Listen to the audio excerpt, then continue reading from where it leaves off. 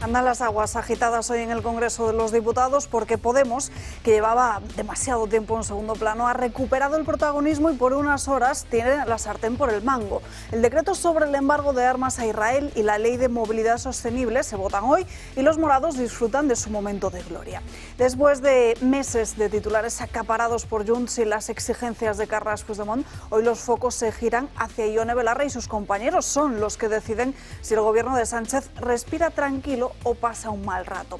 Socios que no reclaman con la misma contundencia sobre la corrupción del PSOE. En este otro frente, los socialistas siguen enredados en su propio laberinto, un lío monumental con el dinero en efectivo, los sobres y los informes de la Guardia Civil. Desde Moncloa repiten que no hay nada irregular, pero los hechos, o mejor dicho los billetes, dicen otra cosa, porque la UCO habla de pagos en metálico que superan los límites legales. Ayer Patxi López intentó apagar el fuego, pero lo hizo con gasolina. Dijo que pagar en efectivo es algo habitual, incluso en el Congreso y en el Senado. Minutos después, el propio Senado lo desmintió. Dijo que esos gastos de los diputados se abonan por transferencia y en ningún caso se hace en sobres. El Senado sí se usa, allí sí se usa el metálico, pero para pequeños importes y además con facturas y una justificación previa. Nada que ver con los sobres de billetes que aparecen en los informes de la Unidad Central Operativa de la Guardia Civil. En Ferraz tratan de acotar el escándalo, aseguran que todo se limita a José Luis Ábalos, a Koldo García y a Santos Cerdá. Pero los documentos delatan que el manejo de dinero en efectivo iba mucho más allá de esos tres nombres. Moncloa insiste en que no hay financiación ilegal, aunque el informe, atención, tampoco la descarta. Lo que sí hay es opacidad, versiones contradictorias y un silencio cada vez más incómodo. Han pasado ya 5 días desde que la Guardia Civil entregara su informe al Supremo. 5 días sin explicaciones. Se reconoce que hubo pagos en efectivo, se habla de devoluciones, de contabilidad oficial, pero esa contabilidad sigue sin mostrarse. El PSOE asegura tenerlo todo perfectamente registrado, pero nadie ha visto esos papeles. El presidente Sánchez prometió también hace 4 meses una auditoría interna de las cuentas del partido. 4 meses después, también seguimos esperando. Ahora mismo, mientras los socios del gobierno discuten sobre Israel o sobre movilidad sostenible, el verdadero movimiento está en los pasillos de Ferraz, donde el ruido de los sobres pesa más que cualquier discurso sobre regeneración. Y es que en España parece que la máxima sigue estando vigente. Hay paro, hay inseguridad, hay migración ilegal, hay corrupción muchísima, pero gobierna la izquierda. Y algunos todavía quieren que les demos las gracias.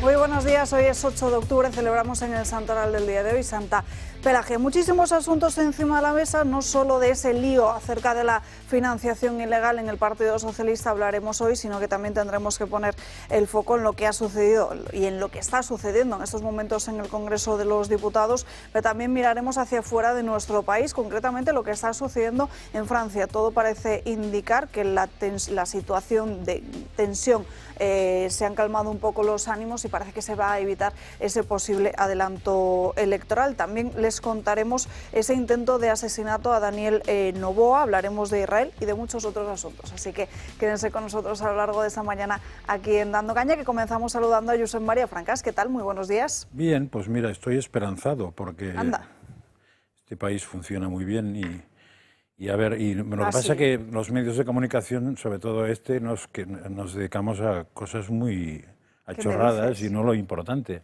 Y ayer lo importante que pasó, ¿os acordáis que en España San Sebastián es conocida por su festival de cine? Pues ahora va a competir directamente con Vitoria, porque Vitoria tiene un festival de teatro cómico alucinante, que tuvo lugar ayer. Se llama Novena Cumbre Global de la Alianza para el Gobierno Abierto en Vitoria, fue. Y ahí se esperaba, lo comentaba el Gobierno de España y se esperaba la presencia de jefes de Estado y de Gobierno.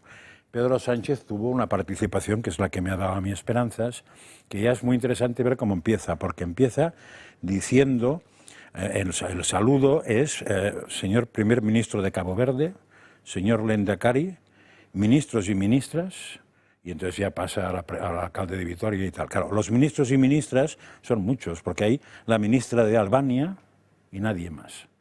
O sea, los jefes de Estado y de Gobierno son el primer ministro de Cabo Verde, país importantísimo, y la primera ministra de Albania. Perdón, ministra de Albania, no primera ministra, por favor, una ministrilla. Y lo que dijo es alucinante. Dice, nuestras democracias están siendo atacadas. Y no solo desde fuera, sino desde dentro.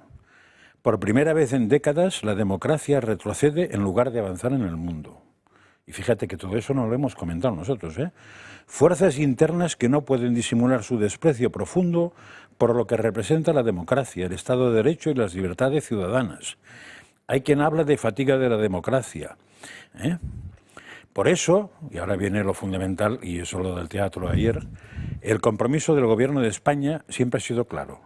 La transparencia, más rendición de cuentas y también, lógicamente, más apertura institucional y hacer lo demás sin excusas ni matices. Hay que reconocer que era Charlie Rivel el payaso, ¿no? Pues Charlie Rivel no te lega la suela del zapato. Nos acompaña también en esta mesa Ignacio de Oces. Muy buenos días. Muy buenos días, Alba. Encantado de estar aquí. Miguel Ángel Durán, muy buenos días. Y en último lugar, Arturo Moreno. ¿Qué tal, Alba? ¿Cómo estás?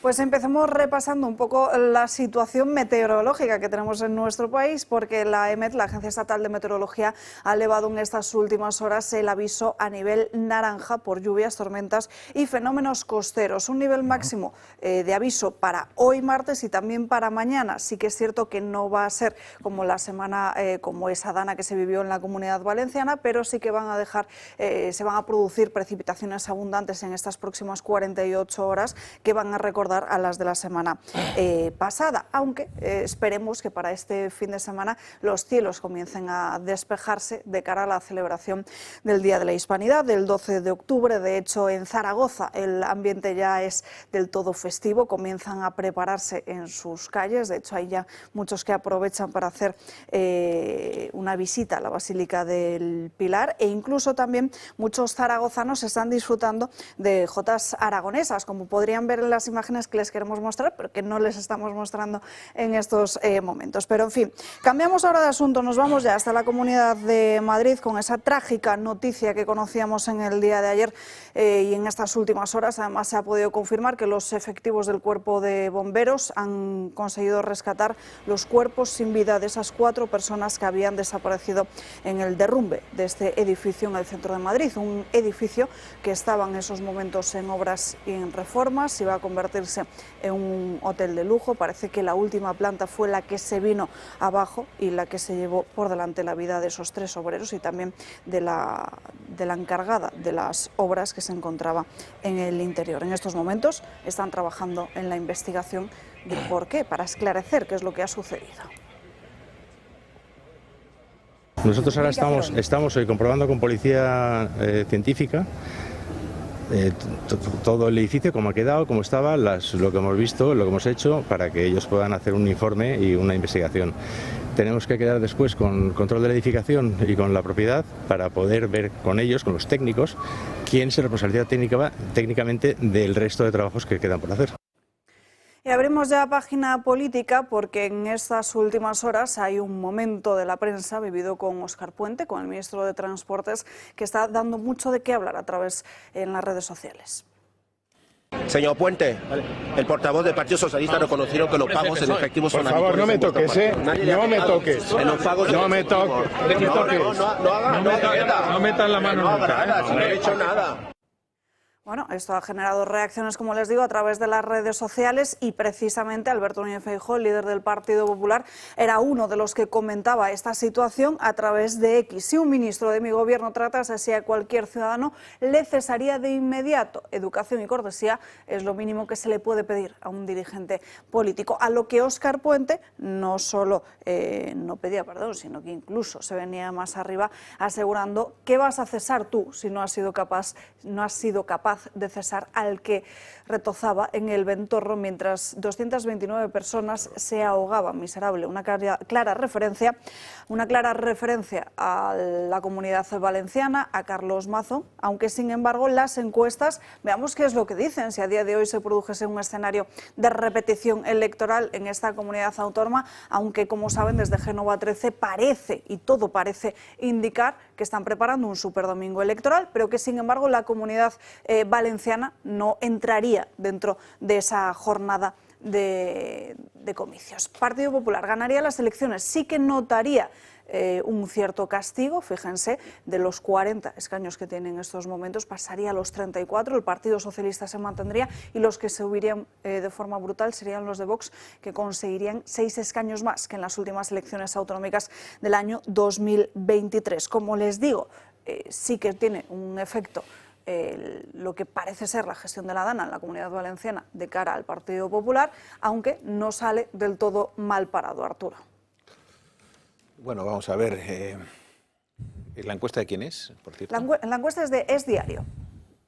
Bueno, Es Diario, no sé.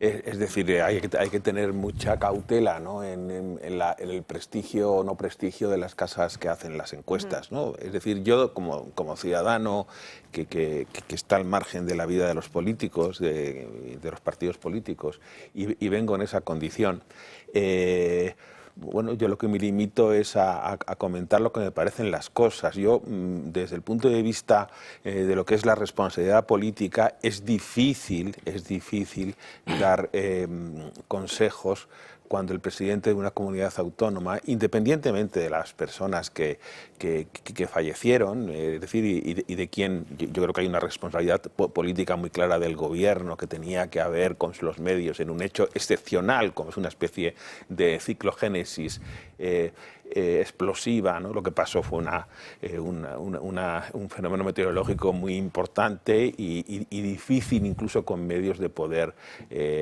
acotar, ¿no?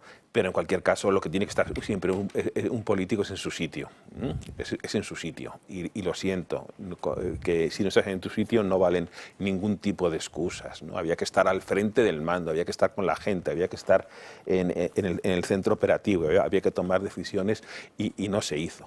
Y bueno, y como parece ser que aquí en la política esto de la ilusión de las responsabilidades, si eres de los nuestros, está odiada, es decir, porque hay una especie de omerta, ¿no?, por lo menos en los grandes partidos, que si eres de los nuestros, pues no te preocupes, que te defenderemos a muerte, incluso por encima de lo que hablamos muchas veces de los principios democráticos y éticos, ¿no?, y del sentido de la representación política, ¿no?, que al final se debe al pueblo y hay que estar a la altura de las circunstancias, ¿no? Entonces, a mí esto, que me parece que el Partido Popular, por comentar la encuesta, que bueno, que le da una caída de unos cuantos escaños, ya veremos si son más o si son menos, es un partido que tiene una fuerte implantación en Valencia, en la Comunidad Valenciana, indudablemente eso le va a ayudar. Pero parece evidente que en estos momentos el Partido Popular no es visto por los ciudadanos como el partido del cambio, ¿no? La gente, yo creo que piensa, lo van a hacer seguramente si gobiernan mejor y más pulcramente, pero no son el partido del cambio. En segundo lugar, asuntos como la gestión en la DANA, que alguna responsabilidad han tenido, desde luego la comunidad autónoma, aunque creo que la mayor es del gobierno central, como he dicho, o los incendios, donde sí me parece que limpiar el monte es una de las cosas que tiene que hacer un gobierno autonómico de este verano, ahondan la idea sobre su competencia, su capacidad de gestión y la capacidad de aportar soluciones a los problemas. Eso sí, hay siempre, por encima de todo, la ilusión de las responsabilidades. La culpa siempre la tiene otro. Creo que también en los dos grandes partidos y también en el PP hay una atrofia reformista, ¿no? Hay una cierta carencia de ideas, en cualquier caso aparecen siempre ideas mansas, ideales exangües que no propone, y también fallan los actores. En cuarto lugar, no ilusiona porque no propone nada nuevo, no tiene una ambición nacional. es un partido rutinario, funcionarial, agarrado al turnismo. Viven de la política, pero no para la política, ¿no? Y en sexto lugar, carecen de capacidad anticipativa. No llega el primero a los temas, ¿no? Cansado y polvoriento, más bien siempre, ¿no? Que van a remolque de las situaciones. En octavo lugar, no piensan a largo, no parece que tengan un programa jerarquizado para España, pegado al terreno. En noveno lugar, emulan el discurso muchas veces de Vox, lo cual a mí personalmente me parece un error, porque es una pasarela para que la gente ya vote directamente a Vox. Y en décimo lugar, el humor social indica que la gente quiere soluciones a los problemas, ideas claras y buena gestión, ¿no? Y no el género de ficción, donde al final lo único que nos entretienen con relatos ficticios, palabras inertes e inanes, y lo que se produce es una pugna evanescente, eso en cuanto a la confrontación con el PSOE. Bueno, entonces, los resultados de Valencia, pues ya veremos. O sea, ahora mismo las encuestas, salía la encuesta del País, del País, del Mundo y de La Razón, y lo que dan es un cierto, primero, que el PSOE tiene un suelo muy firme, entre 27 y 29%, que el PP, el Partido Popular, está entre el 32% y el 34%, sacó el 33% en las elecciones generales del 23J, y que, bueno, pues indudablemente pues se está produciendo casi una hibernación de la foto política. Las cosas están ya bastante definidas, y lo que no está definido es el auge de Vox, ¿no? El auge de Vox, que de alguna forma yo creo que tiene que ver con todo esto, porque si el PP lo hubiese hecho bien o lo hiciese bien, la capacidad representativa de Vox, que no sería tan importante como ahora. Es decir, en la vida las oportunidades surgen porque si tú, por ejemplo, que tienes un centro comercial o tienes no sé qué, resulta que el otro es mejor, pues te coge cuota de mercado. Y entonces, el problema, lo que está pasando es que Vox está entre el 16 y 18%. Yo hace varios meses os dije aquí que iba a llegar al 17%, más está grabado, con lo cual no me importa decirlo. Esto significa que puede estar entre los 60 y 70 diputados, que más cerca de los 70. Claro, si saca 70 diputados Vox, con el 18%, 17-18%, el PP estaría alrededor de 125, porque es decir, no puede tener 140, porque eso es imposible si Vox saca ese resultado. ¿Qué quiere decir esto? Pues quiere decir que la conclusión final que quería dar es que la presa se está rompiendo. Es decir, a partir de un nivel de voto ya puede pasar cualquier cosa. La presa, o sea, lo que ha sido el embalsamiento del sistema político en España con dos grandes partidos, a Vox le viene mucho voto de la izquierda, digamos, de los barrios desindustrializados, tal. Les viene muchísimo voto de ahí también, la cosa izquierda también está preocupada. Pero una vez que se está produciendo estos niveles de voto, es decir, el embalse, la presa, se está rompiendo y puede pasar ya cualquier cosa. Miguel Ángel. A ver, en relación con este rifirrafe entre Óscar Puente y el señor Feijóo, yo creo que yo extraería dos cuestiones. Una, en primer lugar, que el comportamiento de Óscar Puente pone en evidencia el miedo o el nerviosismo que tiene actualmente el PSOE con todo lo que está saliendo. Es decir, si Óscar Puente, que tiene una boca tan suelta, se encontrase cómodo, le habría contestado e incluso le habría dado una coz al periodista o a los periodistas que le interpelan y le preguntan, ¿no? Y en este caso se ve a un político nervioso y ciertamente perdiendo los nervios frente a las cámaras. Y la otra cuestión que yo no entiendo es, sinceramente, cuál es la estrategia de comunicación del Partido Popular, porque si tú tienes un líder de tu partido, tu líder se debe medir con sus iguales. Es decir, tendría que contestar, en todo caso, o aludir a Pedro Sánchez y demás, pero no entiendo qué hace el propio señor Feijóo midiéndose con un ministro, además tan lenguaraz como Óscar Puente, para que después Óscar Puente le pegue una coz como la que le ha pegado. Es decir, sinceramente no entiendo la política de comunicación del PP y quien esté asesorando al señor Feijóo, porque yo pienso que su papel no es medirse con alguien de la escasa altura del señor Puentes. Tiene suficiente plantilla como para que fuese otro el que afease la postura o la forma de comportarse de este hooligan que es Óscar Puente. Y eso es lo que a mi juicio es relevante. Están nerviosos, pero también entiendo que el PP no está haciendo las cosas bien. Francas y luego voces. ¿Con qué periodista se enfrentó Óscar Puente? Con Ndongo. Bertrand Ndongo, de Periodista Digital, y el otro compañero de EDA Televisión. Digo un chico negro. Que no digas negro. No, negro. Digo negro porque entiendo que se enfrentó contra un periodista negro. Yo lo diría igual que tú. Lo digo porque hay un asunto racista que supongo que la Fiscalía va a entrar corriendo porque como mínimo veo odio. Si eres el PSOE no Recuerdo cuenta. además que su jefe, Pedro Sánchez puede ser, no sé a qué raza saludaba un día que se limpió después las manos. Sí. ¿Os acordáis de esta escena? Una raza oscura, negra, sí. También era una persona de color. Era un niño, además. ¿El negro también? Sí, era la negro. leche. O sea, tienen manías con los negros y manías con los judíos. Joder. El dinero negro ya les gusta más. Tenemos un problema. ¿O tienen ellos un problema? Yo no. Si me lo permitís, varias reflexiones, varios apuntes sobre dos cuestiones. Primero lo de las encuestas y luego lo del enfrentamiento de Óscar Puente. En cuanto a las encuestas, nosotros siempre miramos, me refiero desde Vox, las encuestas con mucha distancia, con bastante distancia, porque sabemos que mucha gente lo utiliza con fines espurios. Por un lado, para teledirigir el voto y por otro lado también quizás para no hacer campaña, como hizo el Partido Popular, por ejemplo, en las últimas elecciones generales, que ya vendió la piel del oso antes de cazarla. Por tanto, nosotros siempre con muchísima distancia todas las encuestas electorales.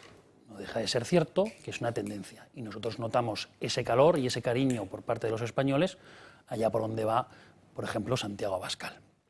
Y nosotros vamos a seguir trabajando todos los días por mejorar cualquier encuesta de estas. ¿Por qué? Porque creemos que la inmensa mayoría de los españoles considera que hay que trabajar por la unidad nacional y combatir el separatismo. Creemos que los españoles lo que quieren es, por ejemplo, abandonar esas políticas suicidas de la Agenda 2030, del Pacto Verde Europeo, del bipartidismo, y hay que proteger el campo español, y que hay que alentarlo. Por otro lado, también consideramos de que hay que bajar los impuestos frente al bipartidismo que siempre los sube. Es decir, que nuestras ideas, por ejemplo, también de proteger las fronteras, que es elemental para proteger la seguridad del pueblo español frente al bipartidismo. Y esto nosotros vamos a seguir trabajando todos los días, precisamente porque entendemos que la inmensa mayoría de los españoles quiere acogerse a esas ideas para tener el reto de la esperanza, ¿vale? Eso como primer apunte en relación con las encuestas electorales. Es decir, que vamos a seguir trabajando todos los días para que esas encuestas se queden muy atrás, porque creemos que nuestros mensajes son las recetas que quieren los españoles para solucionar los problemas que el bipartidismo ha estancado en esta nación. Por otro lado, Óscar Puente. Si esto no es un hecho aislado, si ya lo ha hecho muchas veces, ¿qué es lo que se denota? Un desprecio absoluto y una soberbia total respecto de un periodista, respecto del pueblo español. Lo único que hace este señor es tutear y generar odio. Pero para ellos, para el PSOE, y por eso no le van a sustituir, eso es algo muy menor, lo que pasó ayer en el Congreso de los Diputados despreciando, insultando a un periodista, no me toques, no sé qué, y con cierta violencia. Cuando ellos alientan la violencia un día tras otro, lo vimos hace unas semanas, por ejemplo, con la cancelación de la Vuelta Ciclista a España en España, aquí en Madrid. ¿Esto en qué coordenadas tiene? Por eso Vox se ha querellado. Luego indultan a una serie de personas que cometieron delitos tipificados y luego condenados por la justicia, a una serie de personas que cometieron delitos contra Vox, en el ejercicio de la propia libertad política de Vox, en un acto electoral de Vox. Y ellos alentaban. ¿Y luego qué hace el Consejo de Ministros? Y este señor está sentado en el Consejo de Ministros, indultar a estas personas. Por tanto, este hecho que no es aislado, porque en el fondo hay que decirlo, Óscar Puente solamente transporta odio y violencia y soberbia. Solamente es esto. ¿Se ha olvidado realmente del transporte de España? De hecho, lo vemos todos los días también. Y lo que transporta es eso. En fin, esas son mis dos reflexiones.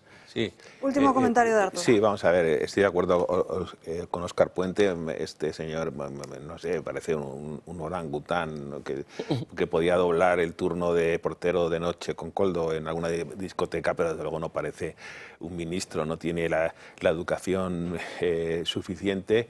Es un chulo, personas que a mí me provocan siempre bastante desconfianza, ¿no? Porque creo que o que tienen algún tipo de complejo o que carecen de la más mínima educación y entonces juegan con tu buena educación para tener que aguantarle sus cosas, ¿no? Y lo que hay que hacer con los chulos, pues es lo que hay que hacer, ¿no? Entonces, a mí me parece que estos señores no creen en la democracia, no creen, les molesta la libertad de expresión. Bueno, en Estados Unidos es la primera enmienda, que ese es el pivote de la democracia, que se pueda informar, que se pueda preguntar, que la gente se forme un juicio sobre las cosas, etc. Este señor no responde al caos ferroviario, a la falta de inversión en carreteras, a los problemas en los aeropuertos, ni a nada. Y por último, quería decir con la anterior intervención, esta sacudida catártica, que yo lo llamo allí sacudida catártica del sistema político, este efecto revulsivo o catarsis que se puede producir, que estamos en un momento bastante de encrucijada, es un movimiento que en cualquier caso expresa el malestar social que hay en la sociedad y la falta de capacidad de los políticos que gobiernan en las distintas administraciones para resolver el problema de la gente. Hay un desequilibrio generacional muy importante, lo estamos viendo y además con un efecto diferido, que es la deuda que dejamos a las nuevas generaciones. Eso está rompiendo el país.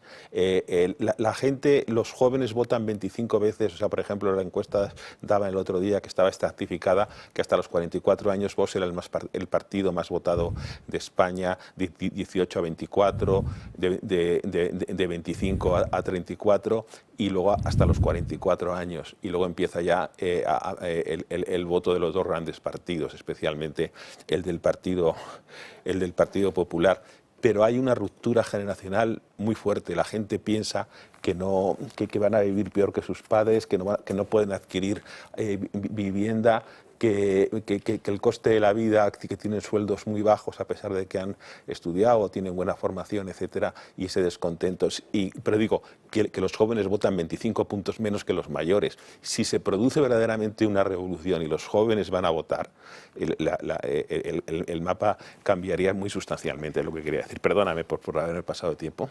Y normal, entendemos también que muchos de esos jóvenes se separen precisamente de los grupos políticos, viendo los esperpentos que miércoles tras miércoles se repiten en el Congreso de los Diputados, o incluso los propios martes también por la tarde, cuando se produce la convalidación de diferentes decretos y también otros debates. Esta mañana, sesión de control al Gobierno en el Congreso de los Diputados. Ya se pueden imaginar todos ustedes cuáles serán los principales asuntos que han sobrevolado la Cámara Baja de esta misma mañana. Precisamente una sesión de control en la que participaba el presidente del Gobierno, Pedro Sánchez. El líder del Partido Popular, Alberto Núñez Feijóo, le ha avanzado al líder del Ejecutivo que el PP le va a citar en la comisión de investigación del Senado del caso Koldo, a raíz del último informe de la UCO, de la Guardia Civil, que detectó esos 95.000 euros de gastos sin justificar del que fuera ministro José Luis Ábalos. Esto es la imagen que estamos recibiendo en estos momentos en directo de la Cámara Baja. No corresponden estas imágenes a la sesión de control de esta mañana, donde se notaba precisamente la tensión en el rostro de muchos dirigentes del Partido Socialista después de 5 días sin justificar y ni salir a comparecer ni explicar públicamente nada acerca de ese informe de la UCO. Lo que se repite en los pasillos de Ferraz, también en los de Moncloa, es que lo que dice en ese informe es que no hay financiación ilegal. Es correcto, tampoco dice que no la haya. Sea como sea, Feijóo le ha espetado a Sánchez esta mañana que hasta aquí hemos llegado, que se ha terminado la huida. La información que hemos tenido estos días hubiera hecho dos cosas. La primera, trasladarse a Ferraz y preguntar de dónde han salido los billetes de 500 euros, eso que ustedes llaman chistorras. Y la segunda, llamar al despacho al ministro de Política Territorial y preguntarle si todo lo que se está publicando sobre él es cierto. Y luego llega la Guardia Civil, léase la página 28 del informe, y verá que sus acusaciones son absolutamente falsas. Elija bien sus batallas. Elija bien sus batallas, señor Feijóo. Después de lo que me acaba de contestar hoy, se acabó la huida. Esta mañana será usted citado en la Comisión de Investigación del Senado y usted estará en el mes de octubre en la Comisión de Investigación del Senado. Y le digo dos cosas, señoría. Primera, le resultará muy difícil, pero está obligado a decir la verdad. Está obligado a decir la verdad. Y segunda, señoría, ¿sabe una cosa? Usted es el máximo responsable de todo. Ánimo, Alberto. Enseguida hablaremos de ese informe de la UCO, de todas las consideraciones que consideréis, valga la redundancia, oportunas acerca del mismo, pero antes nos vamos a ir a la primera pausa de publicidad del día de hoy, apenas unos minutos y enseguida estamos de vuelta.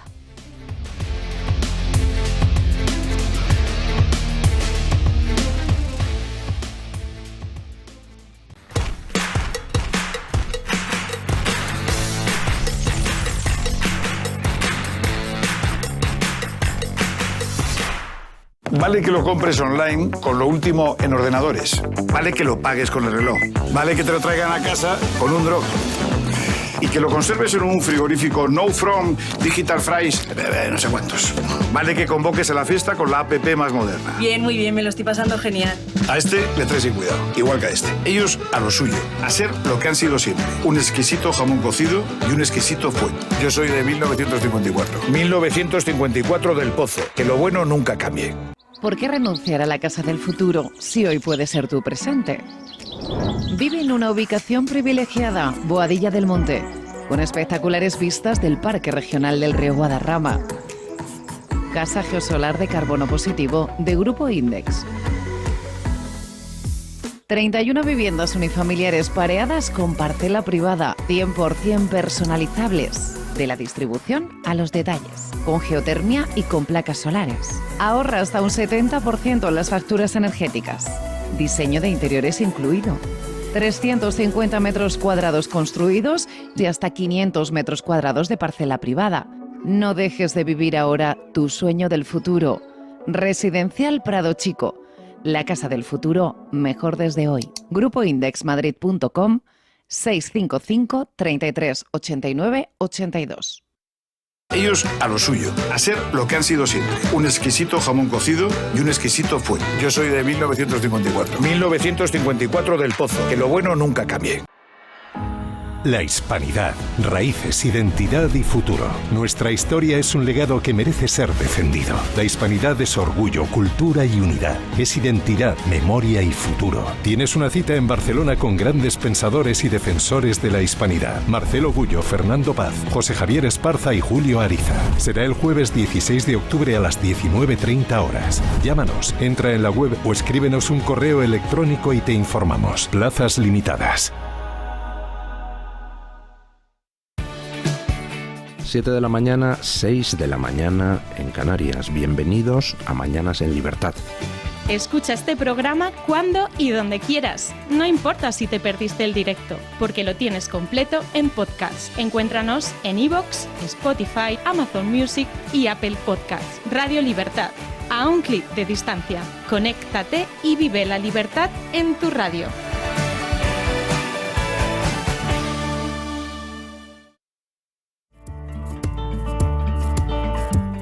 Hola, buenas, soy Diego Carrasco, jefe de cocina del restaurante Yumbe Castellá, y hoy os traemos una chuleta de vaca gallega que vamos a asar a la parrilla, una de las mejores chuletas que hay en Madrid.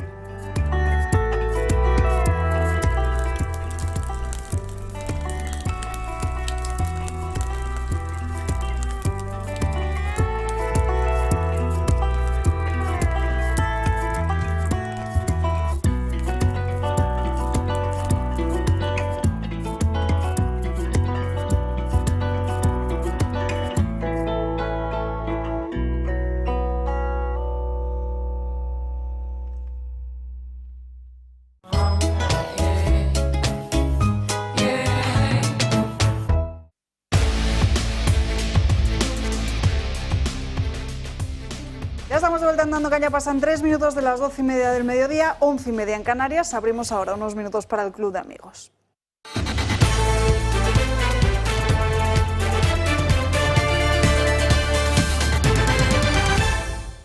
Paula Cruzado, muy buenas tardes. Muy buenas tardes. ¿Qué tal estás? Pues muy bien, feliz. De hoy quiero dar las gracias, siempre doy las gracias nada más empezar a las personas que se han hecho socias y hoy en particular me hace mucha ilusión darle las gracias a Lourdes, una madre además que es de un contertulio habitual que, bueno, que nos acompaña muchas veces en este programa y de hecho está hoy en este plató. Así que desde aquí, Lourdes, muchísimas gracias por unirte, por ayudar a este medio de comunicación a seguir hacia adelante. Y a raíz de eso, hace ya unas cuantas semanas atrás hablábamos de una de las formas de hablar de, bueno, pues de ayudar a este medio de comunicación, que es a través de las testamentarías y herencias. También nos hablan de, ay, no lo has vuelto a decir, vuélvenoslo a explicar. Pues hoy que tengo a mi compañero Miguel Ángel conmigo, que vamos, nos va, entre los dos vamos a intentar explicarlo de la forma más sencilla para que todas aquellas personas que nos estén viendo sepan en qué consiste.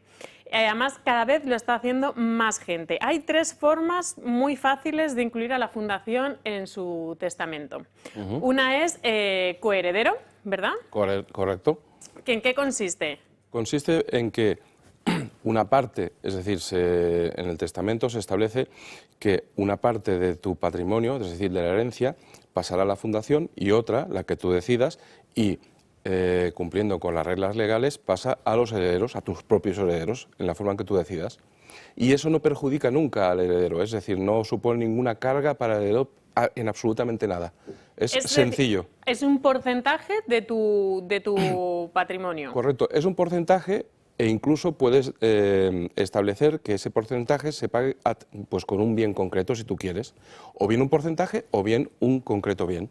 Correcto. Luego está el heredero universal. Hay muchísima gente que, bueno, pues que no tiene descendencia, que quiere hacer, bueno, pues heredero universal a la Fundación. En ese caso, no hay que tener herederos forzosos. No, en absoluto. Esa es la decisión que puede adoptar cualquier persona y, por ejemplo, si se decide establecer como heredero universal a la Fundación, si existieran otros herederos recibirían la parte legítima que corresponda y la Fundación le pagaría esa parte que legalmente le corresponde, pero el resto de la herencia pasaría a la Fundación si esa es la decisión en este caso, pues de cualquier telespectador.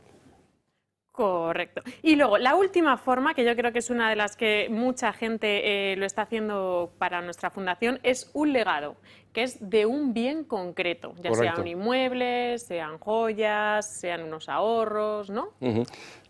Esta es una de las formas más, a mi juicio, óptimas para llevar a cabo pues, la decisión de aportar a esta casa.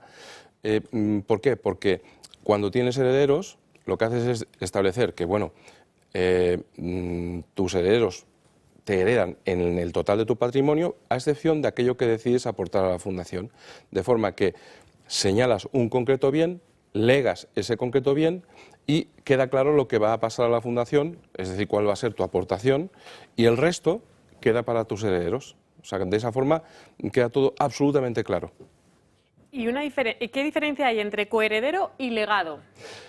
La diferencia está en que si tú designas coheredero, en este caso coheredera a la Fundación, con tus herederos, por así decirlo, compartirían la herencia y en el momento en que se produzca la necesidad de adjudicación de esa herencia deberían ponerse de acuerdo en cómo se distribuye esa herencia o si van a ser cotitulares. Por tanto, a mi juicio, lo que corresponde, lo más sencillo y claro es establecer un legado. Cuando tú quieras dejar parte de tu herencia a la Fundación, es indicar concretamente qué es aquello que quieres que pase a la Fundación, porque de esa forma queda absolutamente claro y no han de compartir, porque si designas coherederos, quiere decir que van a compartir esa herencia, van a ser coherederos y eso pues puede tener alguna dificultad en el futuro respecto de si hay bienes que inmuebles y demás pasarían a tener una cuota aparte que la Fundación y los herederos y eso podría generar algún tipo de problemática. Es mejor, si no hay herederos o si se decide establecer a la Fundación como heredera universal o, en su caso, identificar concretamente lo que, en este caso, los telespectadores y los amigos pretendan dejar concretamente a la Fundación. Yo creo que, bueno, con cualquier duda la gente nos puede seguir llamando a este número de teléfono porque además es un trámite sencillo, facilita muchísimo los trámites, o sea, los pasos a seguir a nuestros seres queridos. Es económico porque hay muchísima gente que nos está diciendo que es costoso, que es muy difícil, que desde aquí de verdad animar a la gente a que lo haga, que haga su testamento, porque es un trámite que facilita mucho en el momento que, bueno, pues que al final no estamos aquí. Decirles a todas aquellas personas que nos llaman, que se ponen en contacto por este tema, que lo están haciendo, porque sabemos que, bueno, pues que se está haciendo desde aquí. Gracias por, bueno, pues formar y hacernos parte y sobre todo muy responsables de poder seguir defendiendo lo que ellos han querido y han estado defendiendo en vida. Desde aquí, gracias, seguiremos siendo la voz y sobre todo seguimos siendo, bueno, pues ese resquicio de libertad que siempre han apoyado. En este sentido, creo que es muy importante lo que acabas de comentar, puesto que se resolverán absolutamente todas las dudas para que, si deciden realizar esta aportación para cuando ya no estén aquí, lo dejen absolutamente todo atado para que queden cubiertos tanto sus herederos como la parte que decidan aportar y sobre todo con la total información y sin ningún coste. Que llamen a ese número de teléfono si tienen más dudas, Paula, que se los resolveréis encantadas. Claro y además también es el mismo número donde se pueden apuntar a todas las actividades que tenéis, ¿no? Sí, le hago repaso la agenda muy rápido porque no os quiero quitar mucho más tiempo. Decir que comienzan el miércoles día 15 de octubre a las 11 de la mañana. Tendremos el primer recorrido de Callejeando por Madrid. Vamos a hablar de la guerra civil. He de decir que solo quedan 4 plazas. Es un recorrido de unas 2 horas. Que descubriremos sobre todo lugares donde dejó huella la guerra civil, cómo la contienda transformó la ciudad y la vida de sus habitantes. Son plazas limitadas, ya digo, solo quedan 4 plazas, así que por favor, quien esté interesado, que llame ya. Luego, por la tarde, a las 7 de la tarde, comienza el curso de Fernando Paz, que hablaremos sobre el cristianismo en la historia, donde descubriremos cómo el cristianismo ha moldeado la civilización occidental desde sus orígenes hasta nuestros días. Un ciclo único que Fernando Paz permitirá comprender mejor la historia de hoy y de nuestro presente. Decir que son 10 sesiones que van a ser los jueves, pero como excepción empezará un miércoles porque Fernando Paz el jueves estará con nosotros en un acto en Barcelona que vamos a hablar sobre la hispanidad, en el que estará Fernando Paz, como digo, José Javier Esparza, Marcelo Gullo y don Julio Ariza. Pues Paula, que se apunten cuanto antes. Muchísimas gracias por estar aquí con nosotros. Solo un último apunte, que sobre todo también una cuestión que a veces se plantea por parte de los telespectadores es que no comporta, por ejemplo, si se realiza un legado, no comporta ningún tipo de coste para sus herederos, no comporta que tengan que pagar impuestos respecto a lo que se cede a la fundación en absoluto. Sus herederos no se perjudican en absoluto. Genial. Y solo recordar nuestro canal de WhatsApp, que le pueden hacer a través de... Que estamos de estreno, ¿no? Que estamos de estreno, sí, me hace mucha ilusión porque es una nueva, bueno, es un nuevo canal en el que la gente va a estar mucho más informada de nuestras actividades en tiempo real, de las noticias que, bueno, pues que sean de actualidad en el Toro también las haremos llegar por allí y sobre todo que es un canal donde juntos somos más fuertes. Es nada, es hacer una foto a ese QR que aparece en pantalla, darle a unirse y a por él. Desde aquí estábamos intentando, tanto Ignacio como yo, hacer la prueba, pero estamos un poco lejos de la pantalla de retorno. Desde sus hogares seguramente sea muchísimo más fácil. Lo único que tienen que hacer es abrir las cámaras de sus dispositivos móviles, acercarlo a ese código QR que están viendo en sus pantallas, les llevará inmediatamente Eso a es, ese solo tienen que dar a unirse. Y la lotería, 63.564. Ya tenemos la lotería, así que la gente se está haciendo con él de forma presencial y lo colgaremos en la web a lo largo del día de hoy. Gracias, Paula. Gracias siempre. Bueno, hablemos de la corrupción del Partido Socialista porque durante esta semana se han hecho un verdadero lío para intentar justificar esos pagos en efectivo. Recuerden que la semana pasada terminábamos con ese informe de la UCO donde se veía claramente ese sobre, donde se hablaba de, bueno, donde se veía el propio dinero en efectivo para abonar a José Luis Ábalos. El lunes estaba convocada, como todos los lunes, la rueda de prensa habitual en Ferraz, se canceló y desde desde entonces tampoco hemos tenido ningún otro tipo de explicación hasta que llegó el día de ayer con la rueda de prensa del Consejo de Ministros, con Pilar Alegría y Patxi López. Un Patxi López que se hizo un verdadero lío que incluso hasta el Congreso de los Diputados tuvo que corregirle. El último informe de la UCO, con sobres llenos de dinero en Ferraz, sigue trayendo cola. Hasta 21 sobres como esos recibió Santos Cerdán por parte del Partido Socialista desde septiembre de 2021 a octubre de 2024 por importe de más de 7.400 euros. Más de una veintena de sobres, con 2 de ellos por encima del límite permitido fijado, por aquel entonces en 1.000 euros. Todo justificado por el entonces secretario de organización, supuestamente como gastos de representación. Un informe por el que desde el Partido Popular piden explicaciones, pero desde Ferraz tiran balones fuera. No hay ni resguardos que acrediten esos pagos en efectivo, ni detalles de dónde salía ese dinero. Socios de gobierno como Podemos también consideran este sistema de remuneración un tanto raro. Tiene que explicar muchas cosas y desde luego del sistema de pagos que hace el PSOE en sobres con dinero en efectivo y en metálico, yo creo que Pedro Sánchez debería abundar en muchísimas explicaciones, muchísimas explicaciones. Algo huele a podrido en Dinamarca, yo creo que sí que lo deberían explicar. El propio portavoz de los socialistas en la Cámara Baja hablaba de un método habitual, el de pagar en efectivo por parte del Congreso o del Senado. Pues eso es una práctica habitual de todas las empresas e incluso de esta institución y del Senado. Sí, no te hagas el sorprendido. Fijaros, cuando un diputado tiene un viaje internacional, alguna convocatoria oficial, hay unos recursos que la Cámara pone, unas dietas que pone a su disposición. ¿Cómo las paga el Senado? Pues por adelantado y en metálico. ¿Cómo las paga el Congreso? Pues después del viaje, con los tickets o con lo que sea. Unas declaraciones que el propio Partido Socialista desmentiría minutos después, ya que en el Congreso todos los pagos se hacen por transferencia. La propia Pilar Alegría también quitaba hierro al asunto.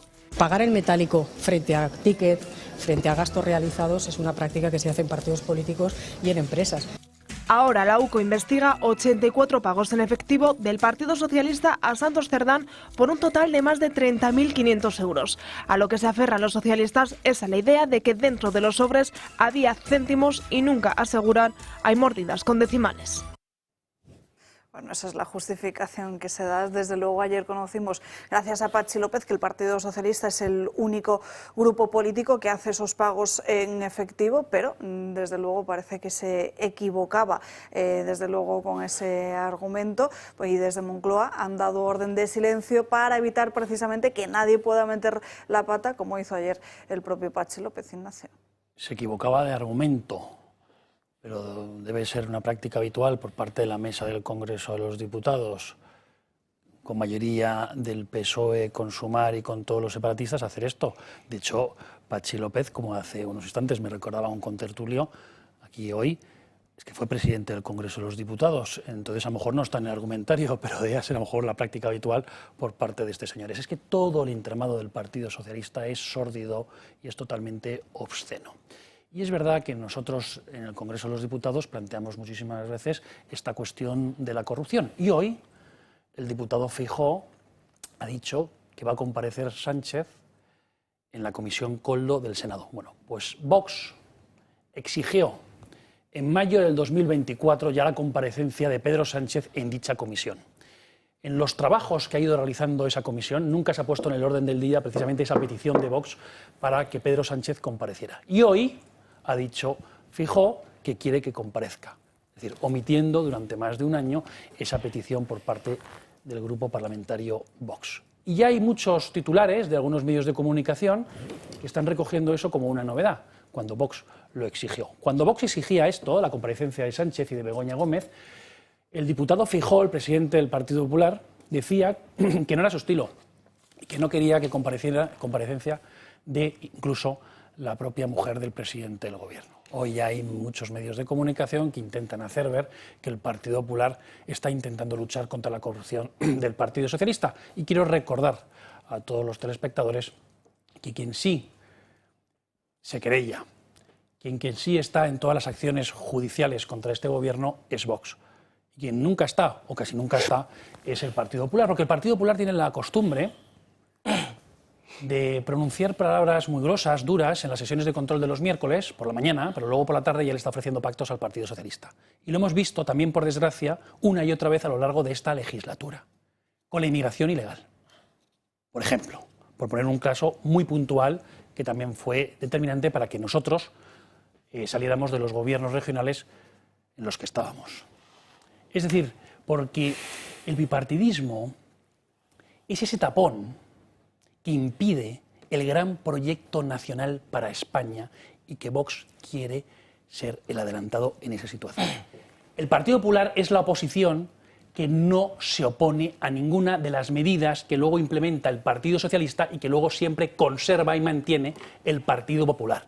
Las primeras leyes ideológicas que en España se han derogado han sido en los gobiernos regionales gracias a Vox. Por mucho que en campaña electoral Feijóo y sus varones regionales vayan cacareando que van a derogar, a suprimir determinadas leyes ideológicas, luego nunca se hace, nunca lo hace el Partido Popular y tiene que ser Vox quien lo exija y quien lo haga. Y si no, cuando se incumple, sale de los gobiernos. Bueno, esto es un poco la primera reflexión sobre la sesión de control y ese anuncio por parte de Feijóo respecto a la comparecencia de Sánchez, que ya exigió Vox en el año 2024. A ver, Ignacio, si fueras de ciencias, lo que habrías hecho es poner los datos sobre la mesa. Es decir, pruebas empíricas. Pasa eso y te has dejado un sitio bastante interesante, que es la Unión Europea. Donde gobiernan juntos. Donde ya es la pera. O sea, ganan unos para que no ganen los otros y lo primero que hace es darle la mano al que ha perdido para que no quede muy perdedor, ¿no? O sea, has puesto todos los datos de la llamada puta realidad o puñetera realidad para ser más fino. Por favor. Bueno, sí, seré más fino y perdone. Puñetera realidad. Yo lo que siempre me pregunto es qué hay detrás de eso. Porque puede ser que lo que haya es puro complejo, aquí he dicho puro, puro complejo, o simplemente una falta de ideología. Es decir, como no tengo nada que vender, pues me apunto a lo que toca. Y entonces lo menos conflictivo es cambiar nada, porque claro, cuando cambias siempre hay alguien que le tocas las narices. Entonces, entiendo el diseño, pero me cuesta entender qué hay detrás, porque yo suponía, y en unos años que incluso estuve en el PP, lo suponía, de hecho, que un partido político estaba para, sin jorobar al ciudadano, pero para buscar un modelo de sociedad e implantar ese modelo de sociedad en la medida que le votaran. Si te votan 10% no puedes implantar un modelo de sociedad, pero puedes seguir insistiendo en tu modelo para que te voten e implantarlo. Pero claro, si no tienes modelo, no sé exactamente a qué jugamos. Porque entonces me pasará eso, que voy a implantar cuando gane. Entonces, por eso te digo que el diseño perfecto, pero o la puñetera realidad perfecta, pero me falta qué hay detrás de eso, por qué eso, por qué es así. Arturo. Sí, bueno, aquí hay varias cosas, ¿no? En primer lugar, yo me quería referir a las declaraciones que ha hecho el presidente del Partido Popular. A mí normalmente las intervenciones que tiene el Parlamento me parecen que son correctas y están bien fundamentadas, ¿no? Y otra cosa es luego la continuidad y que eso funcione de una forma coral. Pero cuando ha dicho que hasta aquí hemos llegado, señor González, señor Sánchez, pues hombre, yo creo que hay una cosa que es un recurso constitucional que obviamente siempre exige, el concepto tiene que estar enmarcada en la oportunidad política, posiblemente dentro de no mucho tiempo, en unos días vamos a saber si a la mujer del presidente del gobierno la procesa el juez Peinado por 5 delitos y manda que la instrucción a quien corresponda, él quiere el jurado, pero tendrá que ser la audiencia provincial la que decida. Y bueno, ese es un caso inaudito en Europa y a lo mejor es el momento, junto a otras cosas que están pasando, de presentar una moción de censura con el objetivo de que al PP le vendrá muy bien de liderar el país, de liderar España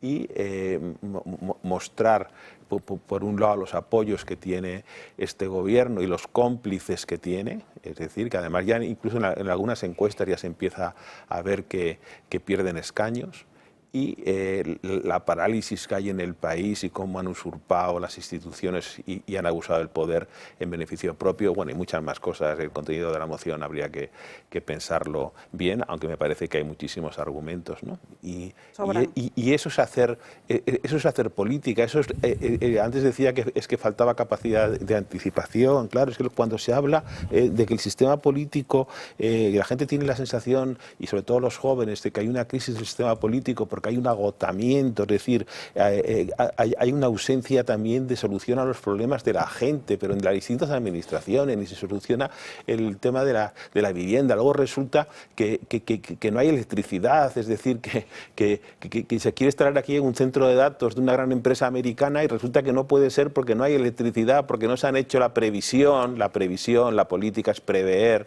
y gobernar es prever y proveer de las cosas que hay que hacer, ¿no? Entonces, claro, toda esa inoperancia, incompetencia, pues al final, y además políticos que solamente, exclusivamente piensan en el pasado, ¿no? Y como decía Nietzsche, que el patriotismo no es más la tierra de los hijos que la de los padres, ¿no? Y entonces, bueno, pues yo creo que esa política por el futuro. Refiriéndome concretamente al tema del que estabais hablando, de los sobres, no están justificados documentalmente, no se corresponde con la documentación entregada por el PSOE. El presidente del gobierno, cuando hace no mucho tiempo, cuando el tema de Santos Cerdán, dijo que estaban las cuentas a disposición de una consultora externa y del Tribunal de Cuentas, bueno, pues estos pagos, la UCO ha demostrado que tal.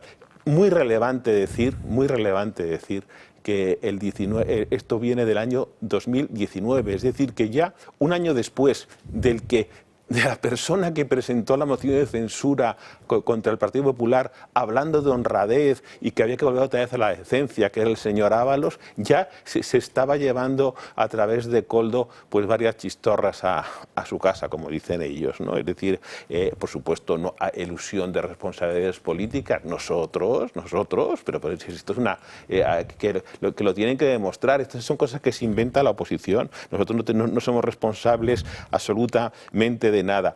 Quiero recordar que el dinero, todo este dinero que estamos hablando de cantidades que son importantes, porque no hay mucha gente que gane que 90.000 euros al mes, ¿no? Entonces resulta que te hacen unas liquidaciones por 90.000 euros y el señor Ábalos dice que es muy poco dinero para un secretario general. Pues, ¿cuánta gente hay que no tiene para comer? Pero el dinero es dinero que viene de los impuestos, es decir, que pagamos todos los españoles, ¿no? Pero además esa documentación a la que se refiere Arturo es la documentación que el Partido Socialista trasladó al Tribunal Supremo, donde se acreditan pagos de hasta 30.000 euros a Santos Cerdán, pagos de hasta 20.000 euros a José Luis Ábalos, pero solo hasta el año 2021. Esos pagos siguieron produciéndose una vez que José Luis Ábalos ya había dejado la Secretaría de Organización y pasó a ser ocupada por el propio Santos Cerdán. En fin, creo que tenemos una noticia de última hora sobre el caso Begoña Gómez. Nos acaba de llegar a nuestra redacción que la Universidad Complutense de Madrid se va a personar como parte perjudicada, va a actuar finalmente, como parte perjudicada en la causa abierta contra la mujer del presidente del Gobierno. La institución responde al ofrecimiento realizado por el magistrado Juan Carlos Peinado y acepta personarse para el ejercicio de la acción civil de reparación del daño, según el escrito de la propia Complutense. La universidad justifica su decisión en que los hechos objeto de investigación pudieran haber causado un perjuicio económico y además que pudieran haber sido lesivos para sus intereses. Enseguida, Miguel Ángel, me gustaría que nos diera un poquito más de detalles sobre esta última hora y también sobre unas presiones que estaría ejerciendo la Fiscalía sobre Ábalos y Santos Cerdán, pero tendrá que ser tras una breve pausa de publicidad.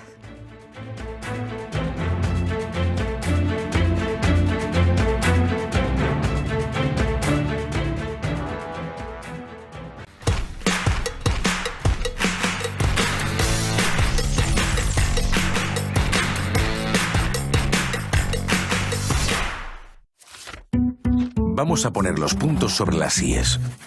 Aunque la oferta consiste en un intercambio de acciones, podría no estar exenta de impuestos. Pero no lo sabrás hasta que se cierre el canje. Infórmate en bancosabadell.com/OPA hostil. Poder elegir es tu poder.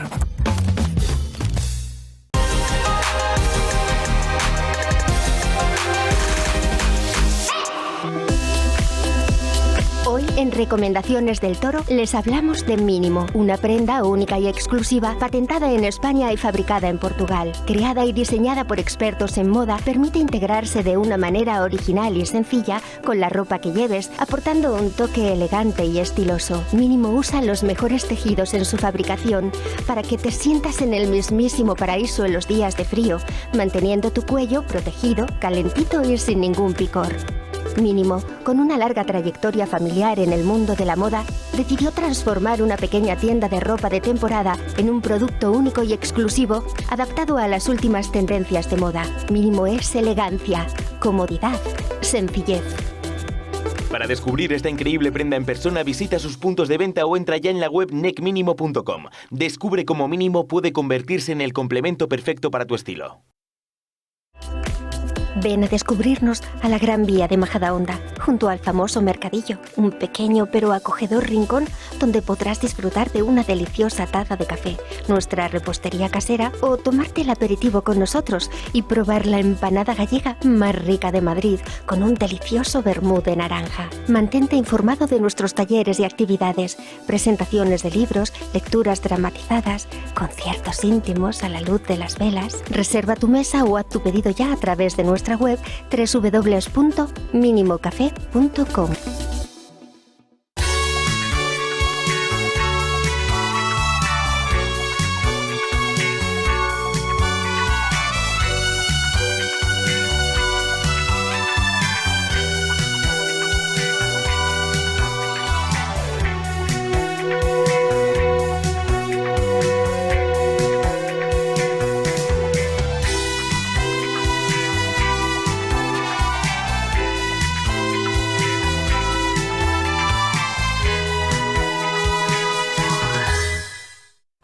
Morán Ópticos, tu óptica familiar de confianza.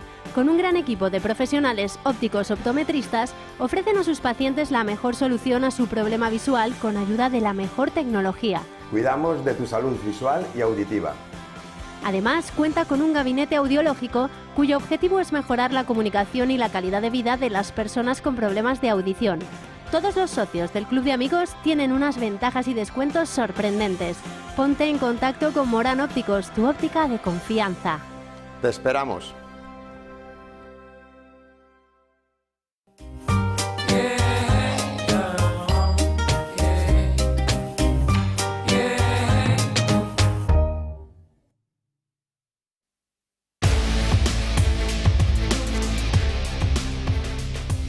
Ya estamos de vuelta en Dando Caña, 1:00 de la tarde. Volvemos con esa noticia de última hora que les comentábamos antes de irnos a esta breve pausa de publicidad. La Universidad Complutense de Madrid, que solicita personarse como perjudicada en el caso que investiga a Begoña Gómez, a la mujer del presidente del Gobierno, por la apropiación indebida del software desarrollado en el marco de su cátedra. El letrado de la institución ha presentado este escrito después de haber observado en este procedimiento de que los hechos investigados han podido causar algún tipo de perjuicio económico y ser lesivos para los intereses del centro académico. Esta decisión ha sido tomada finalmente por el rector, por Joaquín Goyache, quien estuvo además también imputado en esta misma causa hasta que la Audiencia Provincial de Madrid ordenó el archivo de las diligencias en su contra el pasado mes de mayo. Como les digo, la Universidad Complutense de Madrid se persona como perjudicada en el caso Begoña Gómez. ¿Qué implicaciones, Miguel Ángel, tiene esto? A ver, esto es una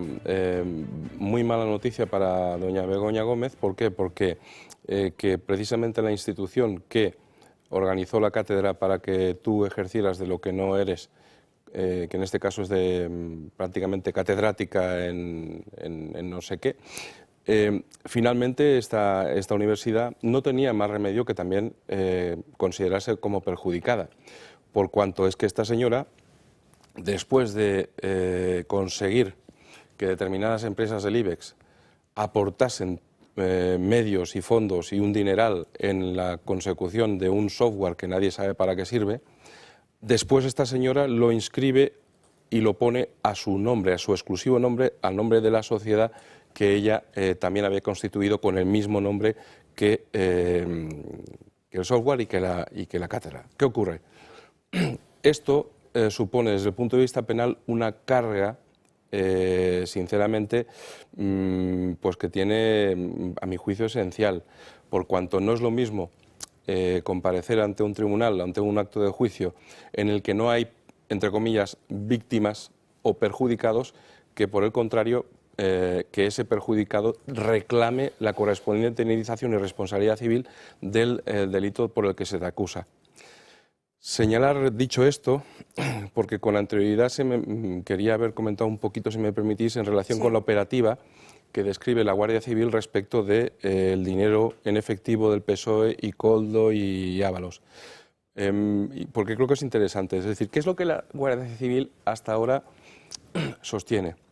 Lo que sostiene es que Koldo, Ábalos y Cerdán habrían estado, presuntamente, gastando dinero, es decir, yendo a restaurantes, hoteles, realizando gastos respecto de los que los pagos no salían de sus cuentas. Es decir, Miguel Ángel, como veo que te estás adelantando en nuestra escaleta del programa, veamos precisamente esa información en donde se muestra cómo había una caja B también para los encuentros sexuales de José Luis Ábalos, o incluso cómo en estos últimos días se ha cambiado de nombre, los inmuebles de Madrid. Es la primera vez que la Unidad Central Operativa, la UCO, señala que la trama hizo pagos relacionados con servicios sexuales o de compañía. Los agentes subrayan que Koldo García sufragó billetes de tren a favor de personas que mantuvieron encuentros de carácter personal. Así aparece en el último informe. En concreto, el asesor desembolsó 490 euros para pagar el desplazamiento de diferentes personas a Teruel, tal y como le había encargado el exministro. La fecha, 15 de septiembre de 2020, casualmente coincide cuando el ministro de Transportes, José Luis Ábalos, se alojó en el parador de Teruel para montar una fiesta con prostitutas en plena pandemia, donde los trabajadores, recordemos, hablaron de auténticos destrozos dentro de la habitación. Toda esta información se recoge dentro de la línea de investigación de los mensajes que intercambiaba Koldo con su exmujer, Patricia Uriz, donde se deduce que habría abonado casi 5.000 euros para encuentros de carácter personal de su jefe. Los investigadores también basan sus pesquisas en las conversaciones que tuvo Koldo con terceras personas, como un contacto que guarda como Rosa Rumana, jefe Valencia. Y en el informe han aparecido 3 nuevos nombres, otras 3 mujeres a las que el asesor pagaba por encargo de Ábalos. Fuentes cercanas al caso señalan que Koldo García, pese a estar bajo investigación, continúa realizando movimientos patrimoniales a través de una notaría madrileña, utilizando a su exmujer y a su hija en operaciones relacionadas con bienes de terceros. Aunque las partes implicadas aseguran que estas gestiones no guardan relación con lo investigado, los cambios de titularidad han despertado nuevas sospechas sobre posibles maniobras para proteger su patrimonio ante el avance del procedimiento judicial. Miguel Ángel. Sí. Bueno, como consecuencia de este corte, aquí existen pagos en efectivo con dinero que estas personas, para pagar a estas señoritas, no disponían, no sacaban de sus cuentas corrientes. Es decir, dinero negro que percibían presuntamente de las coimas y las comisiones que cobraban a los adjudicatarios de obras públicas. Pero después, lo que tiene relación con los pagos del dinero que ha efectuado el PSOE es lo siguiente. Es que, por ejemplo, el señor Ábalos y el señor Cerdán y el señor Koldo iban a restaurantes, hoteles, taxis, todo tipo de gastos, también los pagaban con un dinero que no tenían, es decir, que no sacaban de sus cuentas, que era en dinero. Los tickets de todo aquello que disfrutaban en restaurantes, hoteles, taxis, todo lo que fuera, cogían después y esos tickets y esos gastos, esas facturas, las llevaban al PSOE para que el PSOE les pagase todo ese importe en dinero efectivo contra esas facturas. Exacto. Que previamente ellos habían pagado con un dinero que procede de la corrupción. ¿Qué ocurre? Muy probablemente, y al señalar en el corte sobre las señoritas de Teruel y demás y los billetes, cabe la posibilidad de que si ellos se creían inmunes en aquel momento, cabe la posibilidad de que algún billete o algún coste de transporte de las señoritas o de determinadas estancias con señoritas hayan acabado siendo pagados por el PSOE. porque entre toda la retahíla de facturas que llevaban al PSOE para que el PSOE les pagase en dinero efectivo también, pues puede ser que ahí haya bastantes cositas de las que se gastaban con estas señoritas. Por otra parte, otra cuestión interesante es la de la defendida ahora por Patxi López y por el Partido Socialista, pago en efectivo de los tickets y de los gastos de estos cargos socialistas. A ver, si te van a pagar 30, 35 euros, pues a veces es posible que te paguen en efectivo. Pero claro, si realmente están defendiendo que se pagaba habitualmente por parte del PSOE a sus cargos políticos y a la estructura personal que deban tener en el Partido Socialista, en efectivo cada mes, todos los tickets y todos los gastos que tenían, eso supone que alguien tenía que ir del PSOE al banco, si es que esto es lícito, a sacar 20.000 euros al mes para después que un señor fuera contando y fuera pagando. Esto me parece poco probable.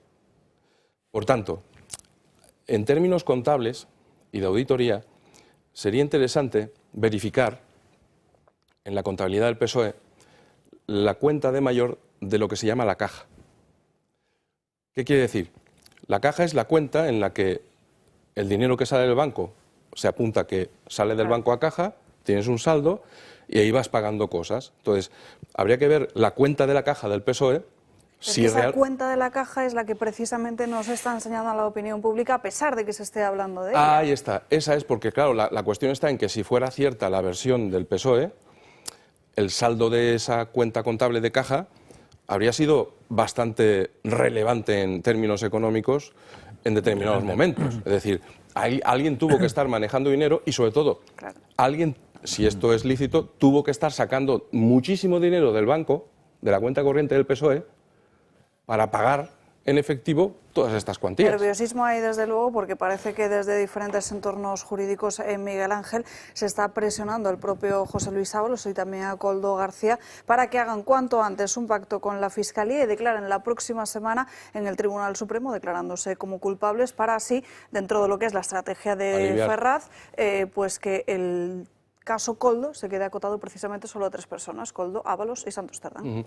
Mira, esa estrategia tiene sentido incluso desde el punto de vista de la defensa de Koldo y de José Luis Ábalos. Es decir, en circunstancias en las que como ellos pues les han cogido con el carrito de helado y es evidente que han estado cobrando presuntamente comisiones por obras y todos los ilícitos que se están todavía empezando a investigar, lo lógico es que, al igual que hizo Aldama, pacten con Fiscalía y reconozcan determinados hechos. Eso le interesa tanto a José Luis Ábalos, al señor Cerdán, como a Koldo, pero sobre todo también al PSOE. Porque ahí quedaría, en principio, decir, oiga, mire, ya han reconocido todo, aquí se acaba el caso y todos contentos. Francas y luego Arturo. No tengo claro nada de lo que habéis dicho, por eso. Nada, porque suponer que un pacto primero que la Fiscalía que está actuando no es la Fiscalía, es la Fiscalía Anticorrupción. Que no parece que esté muy a favor de chanchulitos, ni de salvar a uno ni de salvar a otro. Perdón, presiones jurídicas, pero también de diferentes entornos socialistas, que no Correcto. sé si lo puntualizado. No me refiero a que la Fiscalía Anticorrupción vaya a entrar en ese juego. Quiero decir que desde el punto de vista del PSOE y de sus entornos, e incluso desde el punto de vista de Ábalos, Cerdán y Koldo, que pretendan intentar llegar a un acuerdo, es coherente. Otra cosa es que cuele. No, sí, pero a ver, hay un precedente de esto, que es el teórico acuerdo de Aldama con alguien para no estar en la cárcel y diríamos la contrapartida no ha sido precisamente solo autoinculparse, sino que ha sido autoinculparse y culpar a todos los que estaban en el ajo. Sí. Entonces a mí me resulta muy difícil que 3 personas se autoinculpen y a partir de ahí se pare la investigación y no se investigue a los que han trabajado en a los que están en el tinglao, desde las empresas que pagaron hasta el PSOE si realmente recibió un duro. Correcto. Con lo cual no veo, o sea, para mí no tiene ni pies ni cabeza eso. Lo que tiene pies y cabeza, si lo quiere hacer, es a ver quién de esos dos saltantes para apuntarse a ser el que cuenta y por tanto llega a tener, diríamos, un acuerdo con la Fiscalía que le sea beneficioso. Eso es donde para mí está la batalla. Y esta batalla no es la que parece que esté contemplada en esta prensa. Pero yo iba por otro lado, que tampoco entiendo nada, lo de la cátedra, lo de la universidad, y todo, no entiendo nada. A ver, la universidad, hay dos temas con la universidad. Uno, el montar una cátedra y un máster con una persona que no tiene la entidad para hacerlo. Y dos, el tema del software, que es distinto. Sobre el segundo tema, evidentemente, la universidad puede estar perjudicada, puesto que han dado un dinero para ella que no ha visto. Pero sobre el primer tema yo creo que es más bien cooperador necesario. Es decir, sin la universidad a favor de la tal Begoña, no hay ni cátedra ni hay máster. Con lo cual, me es muy difícil que si eso realmente es un ilícito penal, el haber montado una cátedra y haber montado un máster, cosa que dudo, puede ser un problema de cara dura, la universidad sería un cooperador necesario. Ahora, claro, si en vez de lo que para un ser normal como soy yo, mediano, entiende que es cooperador necesario, pasa a ser acusador, para mí es un salto cualitativo para la señora. Porque, claro, ahora sí que hay un damnificado que para mí, más que damnificado, es parte del problema, pero eso después, yo no soy juez, claro. No, si me interesa que me lo expliques porque es lo que no entiendo. Luego Miguel Ángel responde por no estar mezclando el caso Begoña Gómez con el caso Koldo, aunque ya saben que todo aquí es una maraña que está relacionada. Está todo muy relacionado. Sí, hombre, aquí sobrevuela si puede haber o no financiación irregular del PSOE y qué consecuencias políticas tendría eso, sobre todo en partidos como el PNV, que dejaron por cuestiones menores que prosperase la moción de censura que presentó Ábalos Sánchez, ¿no? He leído hace poco que Koldo en cada sitio que entraba iba mirando por todos los suelos a ver si había ticket, o sea, porque él tenía que recoger tickets de lo que fuese, no sé, a lo mejor entraba en una tienda que venden quebragueros ortopédicos para herniados, pues da igual, que todo es bueno para el convento o en una tienda de reparación de calzado, daba igual. Él todos los tickets que veía por allí se los llevaba, independientemente de que no se correspondiesen con servicios que tuviesen que ver con la actividad del ministro, ¿no? Y luego, qué bien funciona la logística para que el ministro consiga, representar el papel de amante de Teruel, ¿no? Es decir, que una precisión logística, los trenes, las habitaciones en los paradores, todo. Sin embargo, luego el ciudadano de pie que tiene que esperar retrasos por el caos ferroviario, a veces se tiene que ir con la maleta andando campo a través a ver si llega a algún sitio. Las carreteras, el 52% del presupuesto no está ejecutado y las carreteras están hechas papilla, muchas de ellas. En los aeropuertos sabemos lo que pasa, en fin, el caos de la mala gestión, etcétera. Y sin embargo, pues, no sé, el sobrecalentamiento del ministro Ábalos, pues que da lugar absolutamente a pruebas de eficacia insuperables, ¿no? Entonces, pues este es un caso evidente que en lo que quieren pueden ser eficaces, que es fundamentalmente las cosas que les interesan a ellos, ¿no? Por este otro lado, primero Ignacio y luego vamos con el caso Begoña, resolviendo las dudas de Fran. Lo que veo es que la Universidad Complutense se persone ahora, está bien, pero un poco tarde, porque perjudicados somos todos los españoles, todo el erario público, en concreto también los madrileños, ¿no? Además, también todas las personas que pasamos por la Universidad Complutense de Madrid, en tanto que la honorabilidad y el prestigio de la universidad también ha decaído bastante por culpa de estas marañas. Una cátedra, bueno, es algo obsceno, es algo ridículo, pero no es un delito, en tanto que no era titular de una cátedra universitaria tal cual, pero bueno, yo eso prefiero obviarlo, sino que fue una maraña precisamente para colocarla como titular de una cátedra, no como catedrática, sino que tal, pero sin ser licenciada. Pero es algo obsceno y eso, desde mi punto de vista, no es del todo delictivo. Lo que sí que es un delito es utilizar dinero público para crear un software y luego hacer un uso privativo de un dinero público, de un software que ha creado multitud de empresas, y también por el canal de la Universidad Complutense de Madrid, que como todo el mundo sabe es una universidad pública. Y eso sí que es un delito tipificado como apropiación indebida, y por supuesto Vox está en el primer momento dando la batalla judicial precisamente también para que pague esta señora por ese dispendio y esa actuación absolutamente antijurídica e ilícita. Pero eso está en lo que le acusa el juez, la apropiación indebida. Sí, por supuesto. Ese es el meollo de la cuestión, ese es el objeto político y el objeto jurídico de la cuestión. El tema de Ábalos, en fin, ministro de Fomento, secretario de Organización, es decir, número 2 del Partido Socialista Obrero Español, Cerdán, número 2 también del Partido Socialista Obrero Español, todos absolutamente implicados. ¿Por qué quieren que se autoinculpen? Pues el objeto es muy claro. Si tú te autoinculpas y destruyes pruebas y no echas la basura más arriba, no afecta a otras personas. ¿Por qué? Yo creo que la estrategia de esta gente es a ver si se cometen una serie de errores en el procedimiento judicial. Ya sabéis que hay multitud de casos en los que se estaban investigando y procesando a determinadas personas por corrupción y quedaron impunes precisamente por supuestos errores judiciales. Nunca sabremos si intencionados o fruto del azar, ¿no? Pero casos tremendos de corrupción que han quedado en impunidad absoluta por errores judiciales. Es decir, eso es quizás una estrategia o una petición.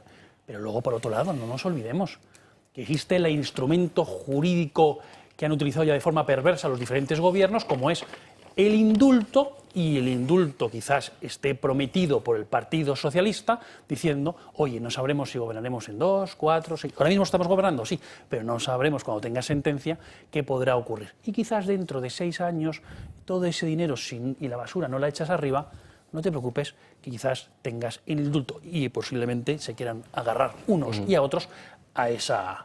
Eso casi seguro que ha ocurrido, pero...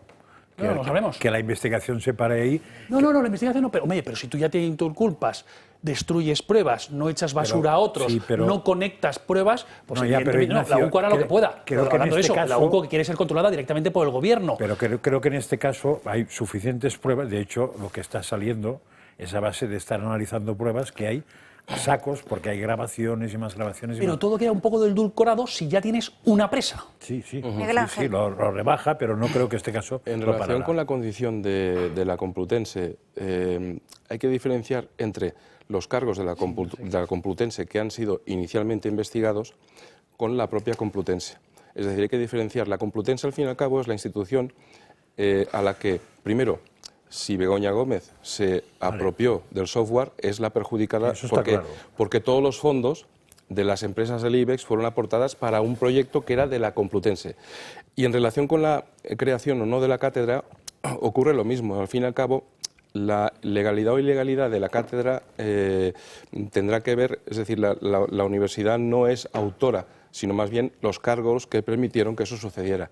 Eso sí. Por ejemplo, lo he pillado. Y algo que sí que es, a mi juicio, relevante es que aquí, como siempre, se pasa de puntillas sobre la conducta de determinadas empresas, en este caso del IBEX, que destinaron cientos de miles de euros en el proyecto absurdo, que no sirve para nada, del software de la esposa del presidente. Y aquí no hay ni un accionista que haya dicho, ni la Fiscalía ha dicho, oiga, ¿y ustedes por qué destinaron el patrimonio de estas empresas a estas finalidades?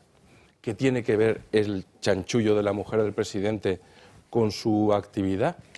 Eso tendría que ser un accionista por dentro de las empresas. Un accionista, ¿no? O incluso Fiscalía de Oficio también podría investigar. Oiga, señores, olvídate, por eso te digo. Fiscalía de Oficio creo que está en Europa. Pero fijaos en qué país estamos en el que algo que me dice, oiga, usted destina 150.000, 200.000 euros a congraciarse presuntamente con la esposa del presidente del gobierno y eso no pasa nada. Usted se lo puede gastar como quiera y eso usted no tiene que rendir cuentas frente a sus accionistas por haber malgastado este dinero. Y empresas que a su vez contratan con las administraciones dirigidas por el gobierno del Partido Socialista. Quiero decir, por tanto, al final es un negociazo, sin duda. Oye, yo meto aquí 300.000 euros. Es un peaje barato.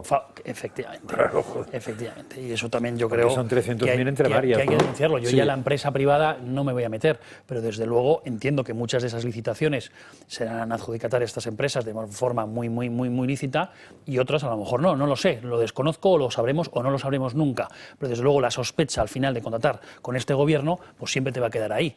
Pero bueno, yo, en fin... Por las bondades del software no era. Frente a todos estos casos de corrupción, lo que está haciendo el Partido Socialista es activar otras bombas. Ya saben que en su momento era el Franco Modín, para así evitar que se hable de corrupción. Marina Neila, ¿cuáles son esas bombas o cuál es esa agenda ideológica que en estos momentos está impulsando el presidente del Gobierno para evitar precisamente que se hable de las cuestiones y los diferentes casos de corrupción que afecten a nuestro Gobierno? Creo que podemos escuchar, compañeros, a nuestra compañera Marina Neila.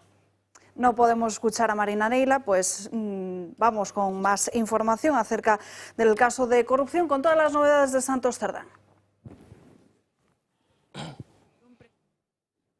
30.500 euros en efectivo. Esta es la cantidad que el PSOE ha admitido ante el Supremo haber entregado a Santos Cerdán en 84 pagos desde 2017. Unos pagos que el partido justifica como compensaciones por gastos previamente asumidos por el que fuera número 3 de Sánchez. Comenzaron en junio de 2017, justo cuando Cerdán asumió la Secretaría de Coordinación Territorial del PSOE, y se extendieron hasta su encarcelamiento en junio de 2025, momento en el que salió a la luz el informe de la UCO que lo situaba como presunto cabecilla de la trama. Los abonos a Cerdán no eran continuos, sino intermitentes. Desde el 7 de junio de 2017 hasta el 11 de marzo de 2020, todas las liquidaciones se realizaron en efectivo. Pero cuando Cerdán asumió la Secretaría de Organización del partido, los pagos en efectivo se redujeron y solo se registraron 21 pagos en esta modalidad. El último de ellos, el 31 de octubre de 2024, por un importe de 7.433 euros. En total, entre pagos en efectivo y transferencias bancarias, el partido reconoce haberle abonado casi 120.000 euros desde 2014. El contexto se complica porque estos datos salen a la luz en un momento en el que la UCO ha detectado pagos similares hacia otros dirigentes del PSOE como José Luis Ábalos, también salpicado por el caso Koldo. En su caso aparecen gastos personales sin respaldo bancario por más de 20.000 euros, financiados con una supuesta fuente de ingresos no declarada. Todo esto ha puesto el foco sobre una posible caja B del partido. La regularidad de los pagos, la cantidad acumulada y el uso persistente de dinero en efectivo despiertan sospechas sobre la transparencia financiera del partido y el control interno de sus gastos. Y atención a lo que leíamos esta misma mañana en la portada del periódico ABC, porque desde luego también es otra de las piezas que hay que tener en cuenta en este puzzle. El presidente del Gobierno, Pedro Sánchez, estaría recolocando al núcleo duro de Ábalos y Cerdán. Una información que escribe el periodista Joan Guirado, con el que tenemos conexión en directo. Muy buenas tardes. ¿Qué tal? Buenas tardes y perdonad que voy en el taxi corriendo a buscar un ave. No te preocupes, entendemos que muchas veces la actualidad también es lo que tiene. Joan, ¿cuáles son esas 7 personas a las que está precisamente Sánchez colocando o recolocando bastante bien? Porque estamos hablando de sueldos que llegan casi hasta los 250.000 euros. Sí, ese concreto es el de Mariano Moreno, el exgerente del partido, aquí en Enusa, la empresa nacional de uranio, en la que también estuvo, por cierto, la fontanera Leire Díez. Hablamos también de Pedro Saura, ex número 2 de Ábalos en el Ministerio de Transportes, posteriormente presidente de Paradores del Estado y hoy presidente del Grupo Correos, con un sueldo de 208.000 euros. Estamos hablando de Alfredo Rodríguez, su exdirector de comunicación, hoy en Moncloa, con alrededor de 90.000 euros como director de comunicación interna autonómica.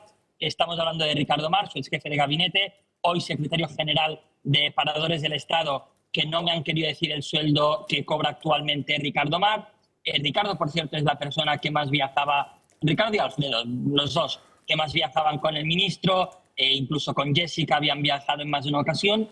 Estamos hablando de Juan Fran Serrano, el hombre que acompañaba a Cerdán a negociar con Puigdemont, su adjunto, al que Sánchez ha revalidado y le ha upado aún más en la ejecutiva como secretario de Política Municipal. O estamos hablando de Julio Navalpotro, que era la mano derecha de Cerdán. Cuando Sánchez se cabreó con Cerdán en 2022, cuando cesó a Lastra, le dijo: mira, pues te voy a debilitar, te quito uno de los 2 asesores. Optó Cerdán por quedarse con Victoria Luna, y en el caso de Navalpotro fue curioso porque le quitaron las funciones que tenía para debilitar a Cerdán, pero le mantuvieron a sueldo de Ferraz, sin funciones, sin trabajar, y ahora, desde el año 2023, le nombraron vocal asesor de la Secretaría de Estado de Migraciones que dirige Pilar Cancela, con unos 80 y pico mil euros de sueldo. Bueno, todos estos, como bien escribes en ABC, son personas que conocen muy bien los movimientos de todos los involucrados en la llamada trama Koldo.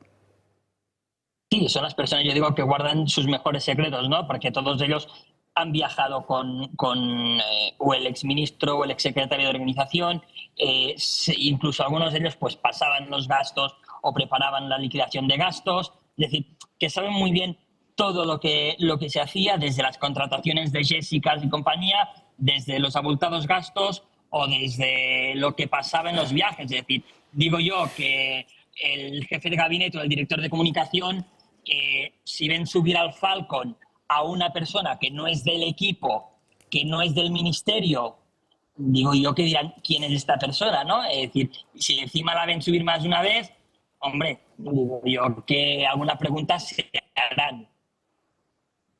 Pues Joan Guirado, no tenemos tiempo para más. Muchísimas gracias por entrar con nosotros en directo. Te seguimos leyendo en ABC. Buenos días. Gracias.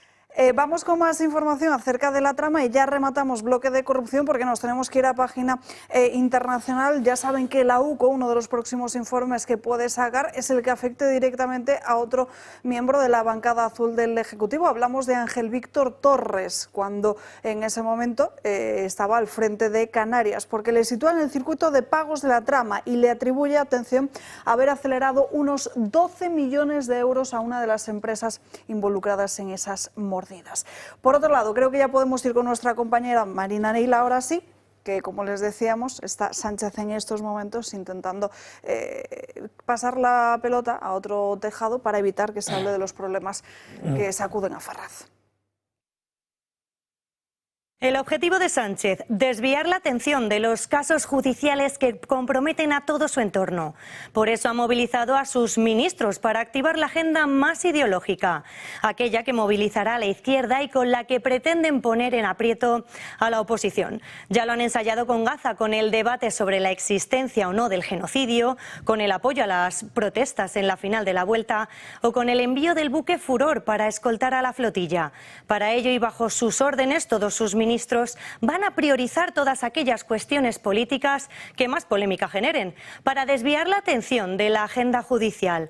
Recordemos que el otoño arranca fuerte con el juicio del fiscal general del Estado, los procedimientos abiertos contra su mujer Begoña Gómez y el de su hermano David Sánchez, y el resto de casos que rodean al PSOE y al Gobierno, el de su exministro José Luis Ábalos, su asesor Koldo García y el de su exsecretario de Organización Santos Cerdán.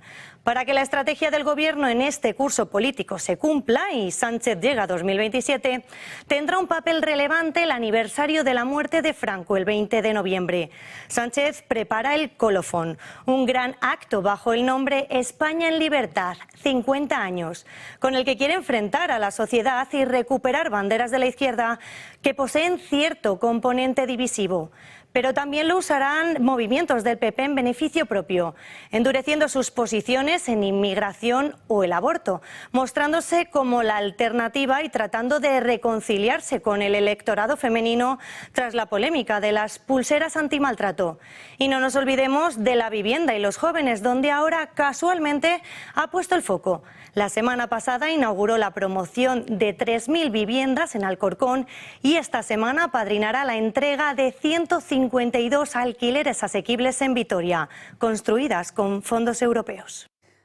Gracias, Marina. Lo que continúa es la agenda de gasto a cuestiones que nada tienen que ver precisamente con las principales preocupaciones de los españoles. Es algo sobre lo que escribe Pablo Cambronero en The Objective, que ya saben que él todos los martes, en lo que se acuerda y se aprueba en los consejos de ministros, hace un detalle desglosado y desgranado, antes a través de sus redes sociales, ahora en The Objective. Precisamente ha sacado a la luz cómo el Gobierno ha concedido 9,4 millones de euros, como estaban pudiendo leer, a diversos proyectos humanitarios en Colombia, que desde luego resulta bastante llamativo este nuevo gasto, este nuevo incremento del gasto público, porque también recuerden que todavía seguimos sin presupuestos. En fin, nos vamos a ir a la última pausa de publicidad del día de hoy.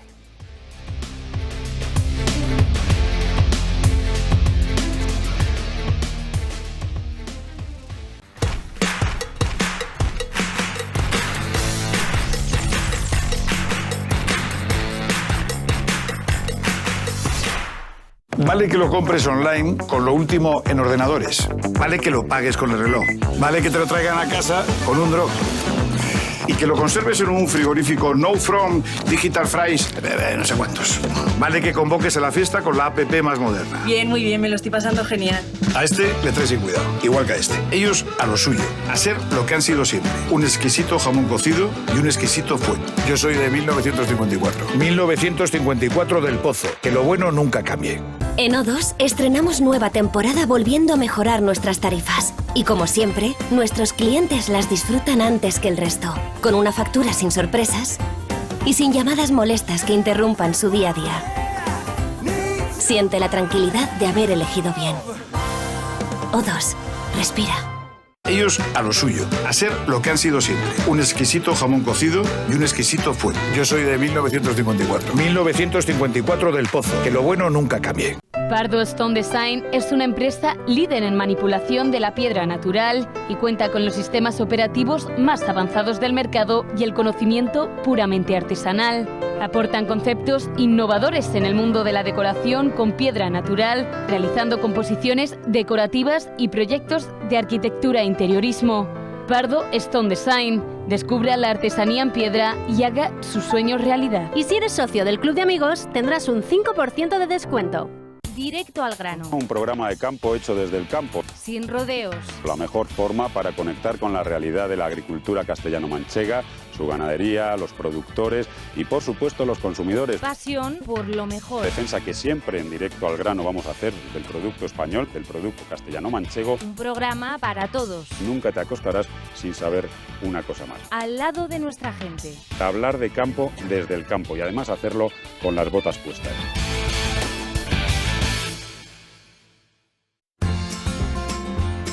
Cultivado en el regadío de Lodosa, Navarra, bajo la indicación geográfica protegida Espárrago de Navarra, este producto se ha convertido en la auténtica joya de la huerta de Conservas Perón. Seleccionan y clasifican los espárragos nada más haber sido recolectados. A continuación, se pelan mediante maquinaria o a mano y se cortan por el tallo con el fin de igualar su tamaño. Se escaldan mediante inmersión en agua caliente y tras un enfriado rápido, se clasifican los espárragos de las mismas características y se pasa al envasado. Gracias a su blancura, su textura suave y su delicioso sabor, el espárrago de Conservas Perón se ha convertido en uno de los productos más valorados de toda la geografía nacional.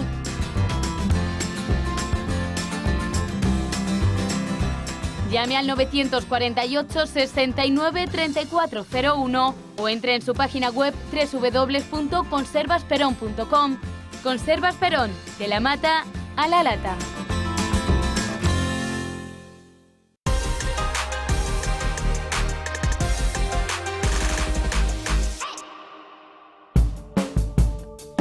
Olivarero. Hoy, en Recomendaciones del Toro, les presentamos Olivos Montemayor. Arrancan fincas de olivos de todos los tamaños y edades en toda España y Portugal. Trabajo limpio, rápido y eficaz. Es una empresa con más de 30 años de servicio, con personal y maquinaria altamente cualificada. Le arrancarán sus olivos y le dejarán la tierra lista para volver a plantar. Consultas preferentemente por WhatsApp al teléfono que ven en pantalla o visite su web www.olivosmontemayor.com. Es una recomendación del Toro Televisión. Morán Ópticos, tu óptica familiar de confianza. Con un gran equipo de profesionales ópticos optometristas, ofrecen a sus pacientes la mejor solución a su problema visual con ayuda de la mejor tecnología. Cuidamos de tu salud visual y auditiva. Además, cuenta con un gabinete audiológico cuyo objetivo es mejorar la comunicación y la calidad de vida de las personas con problemas de audición. Todos los socios del Club de Amigos tienen unas ventajas y descuentos sorprendentes.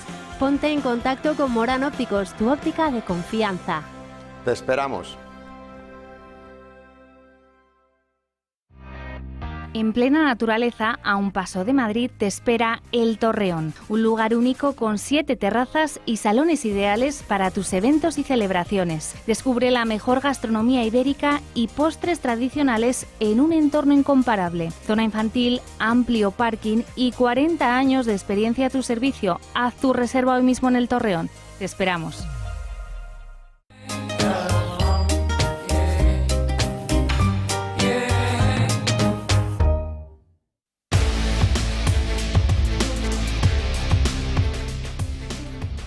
nos acompaña Jesús Cubero, el director de Marketing y Comunicación y socio de Comunidad Solar, uno de nuestros partners energéticos, y que, por cierto, ya desde hace unos meses en los estudios estamos disfrutando del autoconsumo remoto y los resultados están siendo increíbles. Estamos teniendo facturas a 0 euros gracias a esta maravillosa solución. Jesús, muy buenas tardes. Cuéntanos de forma muy sencilla en qué consiste exactamente ese autoconsumo remoto, para quién está destinado, quién puede aprovechar esta solución y también un poco sobre el estado del proyecto y cuántas familias están disfrutando de ese autoconsumo remoto.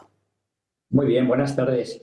Pues contándole de una manera muy sencilla, el autoconsumo remoto es una fórmula innovadora que permite a cualquier persona beneficiarse de energía solar sin necesidad de hacer obras ni tener espacio en casa. En lugar de instalar placas en un tejado, lo que hacemos es conectar a los clientes con una planta solar compartida que puede estar en cualquier lugar de España. Desde ahí reciben su parte proporcional de energía limpia directamente reflejada en su factura. ¿Esto para quién es? Pues para todos, para quien tiene un tejado pero no quiere hacer obras y no quiere poner placas solares, para aquellos que viven en un bloque de vecinos donde no pueden acceder al tejado para colocar placas solares o no han hecho un acuerdo la comunidad para colocarlo. Por tanto, es una solución flexible, muy accesible, que permite que cualquiera pueda ahorrar y contribuir además, que creo que es también muy importante, a un sistema energético más justo y sostenible. Y respondiendo a tu pregunta, ahora mismo tenemos 2 parques solares ya llenos, donde tenemos más de 3.300 clientes, y actualmente tenemos un proyecto en Torrontera, que está en Murcia, y lo tenemos al 51% de su capacidad. Así que tenemos todavía oportunidades para que quien quiera pueda sumarse. Nos consta que además tenéis ahora una oferta especial para quienes quieran sumarse. ¿Puedes contarnos un poquito más? Sí, pues mira, el próximo 21 de octubre es el Día Mundial del Ahorro de Energía y lo que queremos desde Comunidad Solar es celebrarlo con todos aquellos que quieran formar parte de este bonito proyecto, porque además creemos que la energía debe estar en manos de las personas, tengan un tejado, como lo comentaba antes. Y lo que estamos ofreciendo básicamente es pues, que lo prueben sin ningún tipo de compromiso. Es decir, si después de las primeros 3 facturas, los primeros 3 meses, no está satisfecho, pues básicamente puede salir sin ningún tipo de coste. Esto lo que queremos es que siempre estamos haciendo la promesa de que se puede lograr ahorros hasta un 60%, porque básicamente la luz ya no la vas a tener que pagar, solo tienes que pagar el transporte como en cualquier factura y la potencia, pero lo que es la luz, como la estás fabricando en tus propias placas solares y nosotros te la estamos distribuyendo, pues en función del contrato que tengas de luz con la compañía X, en función de ese acuerdo que tengas, pues podemos llegar a hacerte ahorrar hasta un 60%. Entonces esto yo creo que la mejor manera es demostrarlo, y para demostrarlo pues ofrecemos 3 meses gratuitos. Muy importante, para hacer esta prueba no hay que hacer ningún tipo de obra en casa. Es tan sencillo como cuando cambias de compañía eléctrica, que haces una llamada, das tus datos y con eso nosotros nos encargamos que en 24 horas ya estés con nosotros esos 3 meses, y así de esta manera no tienes ningún tipo de complicación. Pues Jesús, muchísimas gracias por compartir tu experiencia y también por explicarnos de esta forma tan sencilla y accesible de sumarse a la energía solar. Así que si uno de ustedes que nos está viendo quieren comprobar también si pueden formar parte de este modelo, entren en comunidadsolar.es o llamen al 900-802-812. Jesús, gracias, muy buenas tardes. Muchas gracias, buenas tardes. Y nos vamos ahora con las crónicas de Manicomio de Gabriel Serrano. Gaby, muy buenas tardes. Buenas tardes, Alba. A la vista ya tenemos elecciones en diferentes comunidades autonómicas, municipales. Incluso hay gente que se está postulando para el 2027, no el 2026. Este es el caso de Bob Pop. Así, pues ustedes dirán, dices, este chaval está loco, ha salido directamente del manicomio, ¿de qué nos está contando? Pues Bob Pop es Roberto Enríquez Higueras, que es cómico, voy a ponerlo entre comillas porque mucha gracia no tiene, aparte de ser escritor. Pues él ha dicho que se va a presentar con los comunes, va a hablar con ellos en Barcelona para ser el próximo alcalde. Y vamos a ver cómo lo dijo. Si llegara a ser alcalde, que ojalá, lo primero que haría sería explicar qué pudo y qué no puedo hacer y por qué. Y explicar lo que quiero hacer. Exacto, y todo lo que tengo que hacer y la lucha que hay para conseguir las cosas. Pero no esas promesas de vamos a hacer no sé qué, no, porque no depende solo de uno. hasta aquí la primera intervención. Muchísimas gracias por aclarar lo que va a decir, qué puede y qué no puede hacer. Hasta ahí bastante bien para intentar ser alcalde. Pero la hemeroteca a veces juega malas pasadas y ahora te quieres postular, ser un encargo público, en este caso en Barcelona. Pero lo que has dicho, pues igual no interesa tanto a los de Barcelona, a los catalanes, o a lo mejor sí. Vamos a ver un ejemplo de él. Pero hay cosas que me han parecido mucho más divertidas bebiendo. Y hay cosas que cuando he dejado de beber he dejado de hacer. ¿Por ejemplo? Por ejemplo, ir a ligar a saunas gays. Más allá de la silla de ruedas, que quieras que no es un impedimento porque hay escaleras, pero antes de la silla, porque de repente cuando te encuentras en una sauna gay insalubre, llena de ladillas, borracha, no te das cuenta. Pero si vas a una de sobrio, dices, madre mía, pero ¿cómo me puedo yo meter aquí? O sea, para ir a una sauna gay había que estar borracho. O a un cuarto oscuro, sí. O un cuarto oscuro. ¿Has ido a muchos cuartos oscuros? Bastantes. ¿Son divertidos? En un momento lo fueron. Es el criterio político de alguien que se quiere presentar para ser alcalde de Barcelona, hablando de cuartos oscuros, hablando de saunas gays. De hecho, Bob Pop escribió una novela que se llama Mansos, que en ella el protagonista hablaba y detallaba la sauna gay del suegro de Sánchez. Es autobiográfico. Es autobiográfico. Entonces, que estamos ante una persona pues, que evidentemente tiene esas semejanzas, podemos decir, con el Partido Socialista, con el suegro y las saunas gays. Pero no solo esto, también ha creado política y polémicas y ha hablado de personajes históricos que a él le ha parecido pues alguien insignificante o que ha hecho muchas cosas malas. Él ha puesto la dignidad de otras personas por los suelos y quiero traer, pues, para que nosotros valoremos cómo esta persona tiene su dignidad, qué valor moral tiene Bob Pop, hablando de la Madre Teresa de Calcuta. Era más mala que la quina. ¿Pero por qué? ¿En qué te basas? Pues en toda su política, en todo su credo. O sea, ella en realidad se dedicaba a aprovecharse de la pobreza, bueno, a todo lo peor. O sea, impedía abortos, vendía niños. O sea, lo único bueno que hizo Teresa de Calcuta fue parecer que era buena. Claro, o sea, bajo ese, nunca mejor dicho lo de manto, porque es lo que llevaba en la cabeza. Bajo ese manto de persona, eso, solidaria con los pobres, que ayudaba, ella misma vivía en la pobreza más absoluta. Una chunga, ella lo que hacía era reivindicar el dolor, la pobreza ajena, por supuesto, como una experiencia de llegada a Cristo, pero en realidad trabajaba para el sistema, para el poder. Trabajaba para el sistema de poder, así es como acaba Bob Pop. Bob Pop, te voy a decir que esta persona a la que tú menosprecias, que es la Madre Teresa de Calcuta, ayudó a millones de niños, les salvó sin tener ni un solo euro. ¿Esta señora ayuda a alguien? Eso que voy a decir, que al final que es muy fácil hablar y criticar a una, en este caso Cadena Ser, y vemos como Ángel Barceló le sigue el juego y también se mete con Santa Teresa de Calcuta, aludiendo pues a todo lo que ellos hacían. Claro, es muy fácil hablar, pero tú qué estás haciendo desde tu posición con un micrófono de la Cadena Ser, ¿a quién has ayudado alguna vez en tu vida? ¿Te has dejado la piel por alguien? ¿Has dado de comer a alguien al hambriento? Te puedes meter, no sé, pues con diferentes personajes, pero justo elevar esa dignidad moral que tú proclamas, hablando de una persona que ha ayudado a millones de personas, a millones de niños en su vida. ¿Y por qué razón? ¿Por conseguir dinero? No, porque al final así era su vocación y así ella veía la vida, y una persona que vive pues por y para la religión, por y para Jesucristo en este caso. Y estamos hablando, como Bob Pop, denigra las acciones de la Madre Teresa de Calcuta, no solo de ella, sino de todas las monjas devotas que en este caso ayudan a los demás. Pues este es el claro ejemplo y de lo que a lo mejor los catalanes deciden votar para que sea el próximo alcalde de Barcelona. Yo es que creo que Barcelona se le queda pequeña, yo creo que va para ministro de Sánchez, de Igualdad o demás. Yo siempre os lo digo, que no deis ideas, porque luego es que luego pasa, claro, porque yo no quiero que se quede en Barcelona, pero bueno, no me extraña que este tipo de especímenes pues estén llegando a proponer este tipo de iniciativas, como nada menos que presentarse para alcalde, ¿no?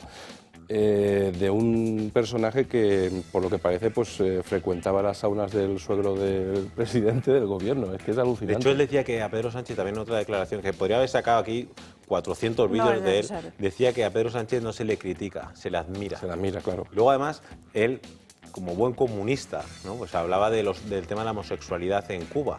Y en otra entrevista él decía que los cubanos no estaban encerrados en ningún centro de castigo, sino que ahí, pues, él lo dice tal cual, dice, era una chupipandi, que se lo pasaban bien. Queremos ver, a ver, usted, Vox Pop, váyase a Cuba, váyase a estos regímenes opresores, que a ver si usted tiene esa libertad y esa facilidad para hablar como habla aquí entre un micrófono, en este caso de la cadena SER. Y además también él dijo en otra entrevista, es que es increíble cómo a esta gente también se le puede dar voz, que aquí nosotros tenemos que denunciar que estas cosas no lo voy a calificar ni como persona, porque no se lo merece. Él también decía que había abusado de personas en estos cuartos oscuros bajo los efectos de las drogas. En fin, Gaby, gracias por estas crónicas de manicomio. No vamos a darle más. No, vamos yendo con un buen sabor de boca. Venga, sí, ¿no? Me parece bien. Y lo he hilado bien, pero no tiene nada que ver, ¿eh? Dice, va al dentista y dice, doctor. Dice, tengo los dientes amarillos, ¿qué me recomienda? Dice, corbata marrón. ¡Qué bueno! ¡Qué bueno! Es muy bueno, ¿eh? Por supuesto, yo siempre... Claro. ¿Qué dudabas, acaso? No. En fin. ¿Cómo se nota que no está Francas? ¿Sabes qué pasa? Es que estoy sentado por eso ya que yo que Francas y ese asiento... A ver si te va a invadir su espíritu. Sí. En fin, Gaby, gracias. Hasta mañana. Vamos ahora sí a página internacional y nos ponemos serios. Les vamos a mostrar ese intento de asesinato a Daniel Noboa. El gobierno de Ecuador ha presentado una denuncia ante la Fiscalía por un presunto intento de asesinato al presidente del país, Daniel Noboa. Esto ocurre después de que la caravana en la que se movilizaba para llegar a un acto en el sur del país fuera atacada por supuestos manifestantes. La ministra de Ambiente y Energía ha explicado que estos hechos ocurrieron cuando Noboa estaba llegando a un evento en el municipio de El Tambo. Aparecieron 500 personas y estuvieron lanzando piedras y obviamente también hay signos de bala en el carro del presidente. Gracias a Dios nuestro presidente, muy firme, valiente, sigue adelante, está haciendo su agenda con normalidad. La ministra también ha señalado que lo ocurrido no va a quedar en la impunidad. Ya también hay 5 personas que han sido aprehendidas por parte de la policía y esas personas serán juzgadas, o mejor dicho, serán iniciadas por flagrancia por el delito de terrorismo. Desde la Secretaría de Comunicación de la Presidencia señalan que el vehículo en el que iba el presidente está en análisis de la Brigada de Criminalística. Este ataque denunciado se ha registrado durante el 16º día de las protestas convocadas por la Confederación de Nacionalidades Indígenas del Ecuador, que por su parte ha manifestado una brutal acción política y militar contra el pueblo movilizado durante la llegada de Noboa. Y nos vamos hasta Estrasburgo con nuestro compañero Yago Soler, que nos va a contar ese culebrón francés, aunque todo parece indicar que ese adelanto electoral ya no es una posibilidad que esté tan cercana como lo estaba ayer. Si una palabra puede resumir el último episodio del culebrón político francés, es incertidumbre. A las 8 de esta tarde hablará el ex primer ministro Sébastien Lecornu en los informativos de France 2. Será la primera vez que se dirige a la nación tras su dimisión. Un silencio también el de Macron, que se interpreta como una oportunidad a Lecornu de formar un nuevo gobierno, un gobierno que será extremadamente frágil, ya que estará apoyado entre socialdemócratas y conservadores. Agrupación Nacional y la Francia Insumisa dicen que se acabó la broma, que no van a apoyar más los planes de Macron y compañía y dejan de nuevo a Francia en un periodo de inestabilidad y de explosión política que puede saltar en cualquier momento. Lo veremos. Cambiamos ahora de asunto, hablamos de la inmigración ilegal. Fíjense, portada de la Gaceta de esta misma mañana, los comedores de Ceuta. Atención, que ya saben que Ceuta está bajo el mandato del Partido Popular. Solo van a servir carne halal para no molestar de este modo a los musulmanes.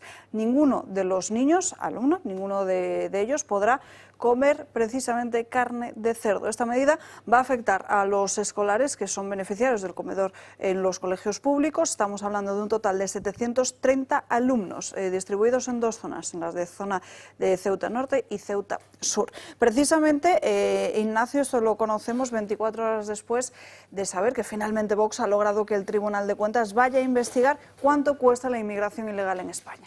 Efectivamente, nosotros, y además por impulso obviamente de Santiago Abascal, queremos saber cuánto cuesta la inmigración ilegal en España y cuánto dinero se está destinando por parte de las diferentes administraciones públicas, es decir, la local, los municipios, las diputaciones provinciales, la autonómica y también de la Nación. Entonces, ayer se aprobó en la Comisión Mixta Congreso-Senado para las relaciones con el Tribunal de Cuentas dicha solicitud, petición por parte de Vox, así que el Tribunal de Cuentas tiene que dar cuenta, para la redundancia, precisamente sobre cuánto dinero se ha estado destinando en los últimos años a la inmigración y la inmigración ilegal, porque es verdad que se está expoliando a los españoles con pagos de impuestos absolutamente confiscatorios y ese dinero que reciben las administraciones públicas lo destinan en un montante muy importante, hay algún informe que habla incluso de 30.000 millones de euros a la inmigración ilegal. Y como no queremos que se dispende ese dinero, es decir, que se malgaste ese dinero que se necesita evidentemente en la sanidad, en los hospitales, en la educación, en las escuelas, en las infraestructuras o directamente en las familias españolas a través, por ejemplo, de la construcción de vivienda, es absolutamente que clama al cielo esta cuestión y se tiene que destinar a los españoles. Y el primer paso es conocer cuántos millones de euros se ha destinado en los últimos años a la inmigración ilegal. Desde luego, y luego el asunto de los interesante menas saberlo, es un tema bastante importante también. Evidentemente nosotros, todo el mundo lo sabe, lo que no queremos es que los niños estén con sus padres, eso es lo que queremos en sus países de origen. Evidentemente hay que cerrar todos los centros de menas, hay que consultar a los vecinos si quieren un centro de menas. En cualquier caso, esos centros tendrían que estar localizados fuera de los municipios, fuera de los centros urbanos, evidentemente fuera, y además es que estamos detectando que tienen un régimen muy distinto entre distintas comunidades autónomas y se les está privilegiando sobre las familias españolas. Wifis, ordenadores, móviles, menús privilegiados para ellos. Vamos a ver. Piden comida por un globo y con el que se gastan el dinero. Claro. Pues esto también se está pagando con el dinero de los españoles. Y eso lo están permitiendo las diferentes comunidades autónomas, en vez de privilegiar a las familias españolas. Y por supuesto nosotros lo que queremos, como yo creo que todos los españoles lo tienen muy claro, cuál es el mensaje de Vox al respecto. Un último asunto que nos lo va a contar Javier López Rey, ese ataque, esa obsesión que le ha dado de repente ahora a la Moncloa contra la universidad privada, algo que comprobamos ayer en Consejo de Ministros, pero que venimos viendo desde hace tiempo. Eso sí, un asunto sacado perfectamente en el calendario, como es este momento, justo con el informe de la UCO. Javier. Frente a las universidades privadas, la ministra de Ciencia, Innovación y Universidades, Diana Morant, aprobó en el día de ayer en el Consejo de Ministros el decreto contra los chiringuitos educativos, un término que utiliza el propio presidente del Gobierno.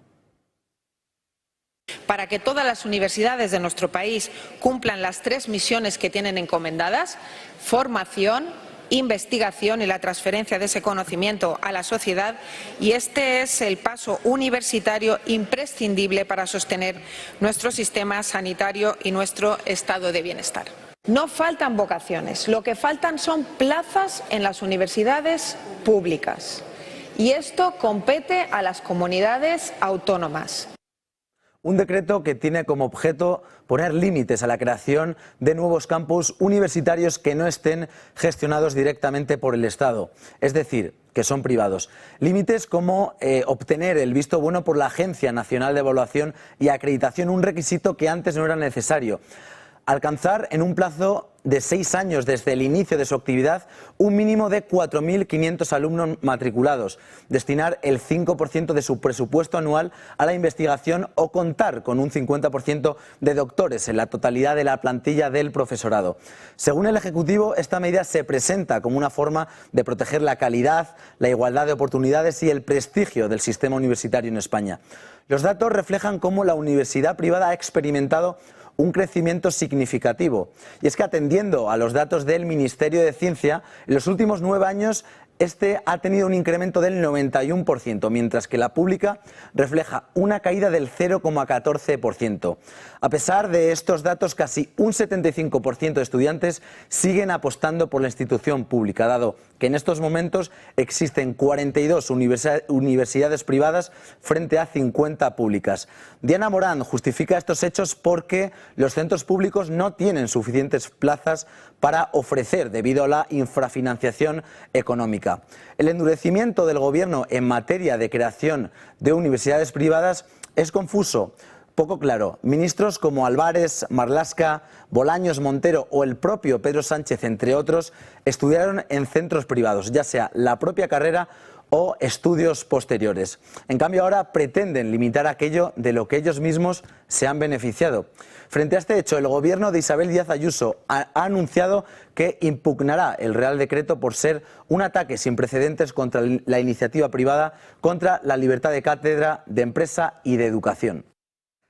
Pues gracias, Javier. No tenemos tiempo para más, nos quedan apenas unos 50 segundos que voy a aprovechar para darle las gracias a todos los tertulianos que se han quedado aquí hasta el final en el día de hoy. Gracias a ti. Gracias también a Francas, que hoy ha tenido que abandonarnos unos minutos antes por un compromiso personal. Gracias también a todos ustedes por acompañarnos, como siempre, al otro lado de la pantalla y por toda su confianza. Ya saben que pueden seguir informados a través de todas las redes sociales del Toro Televisión y, por supuesto, a través del canal de WhatsApp y de Telegram de Julio Ariza, que esperemos que mañana se siente aquí con nosotros en esta mesa, y si no, le pueden leer a través de sus redes sociales, que se encuentra en Estrasburgo. En unos días les contamos más. Por lo demás, que pasen un feliz día y que descansen. Hasta mañana. Adiós.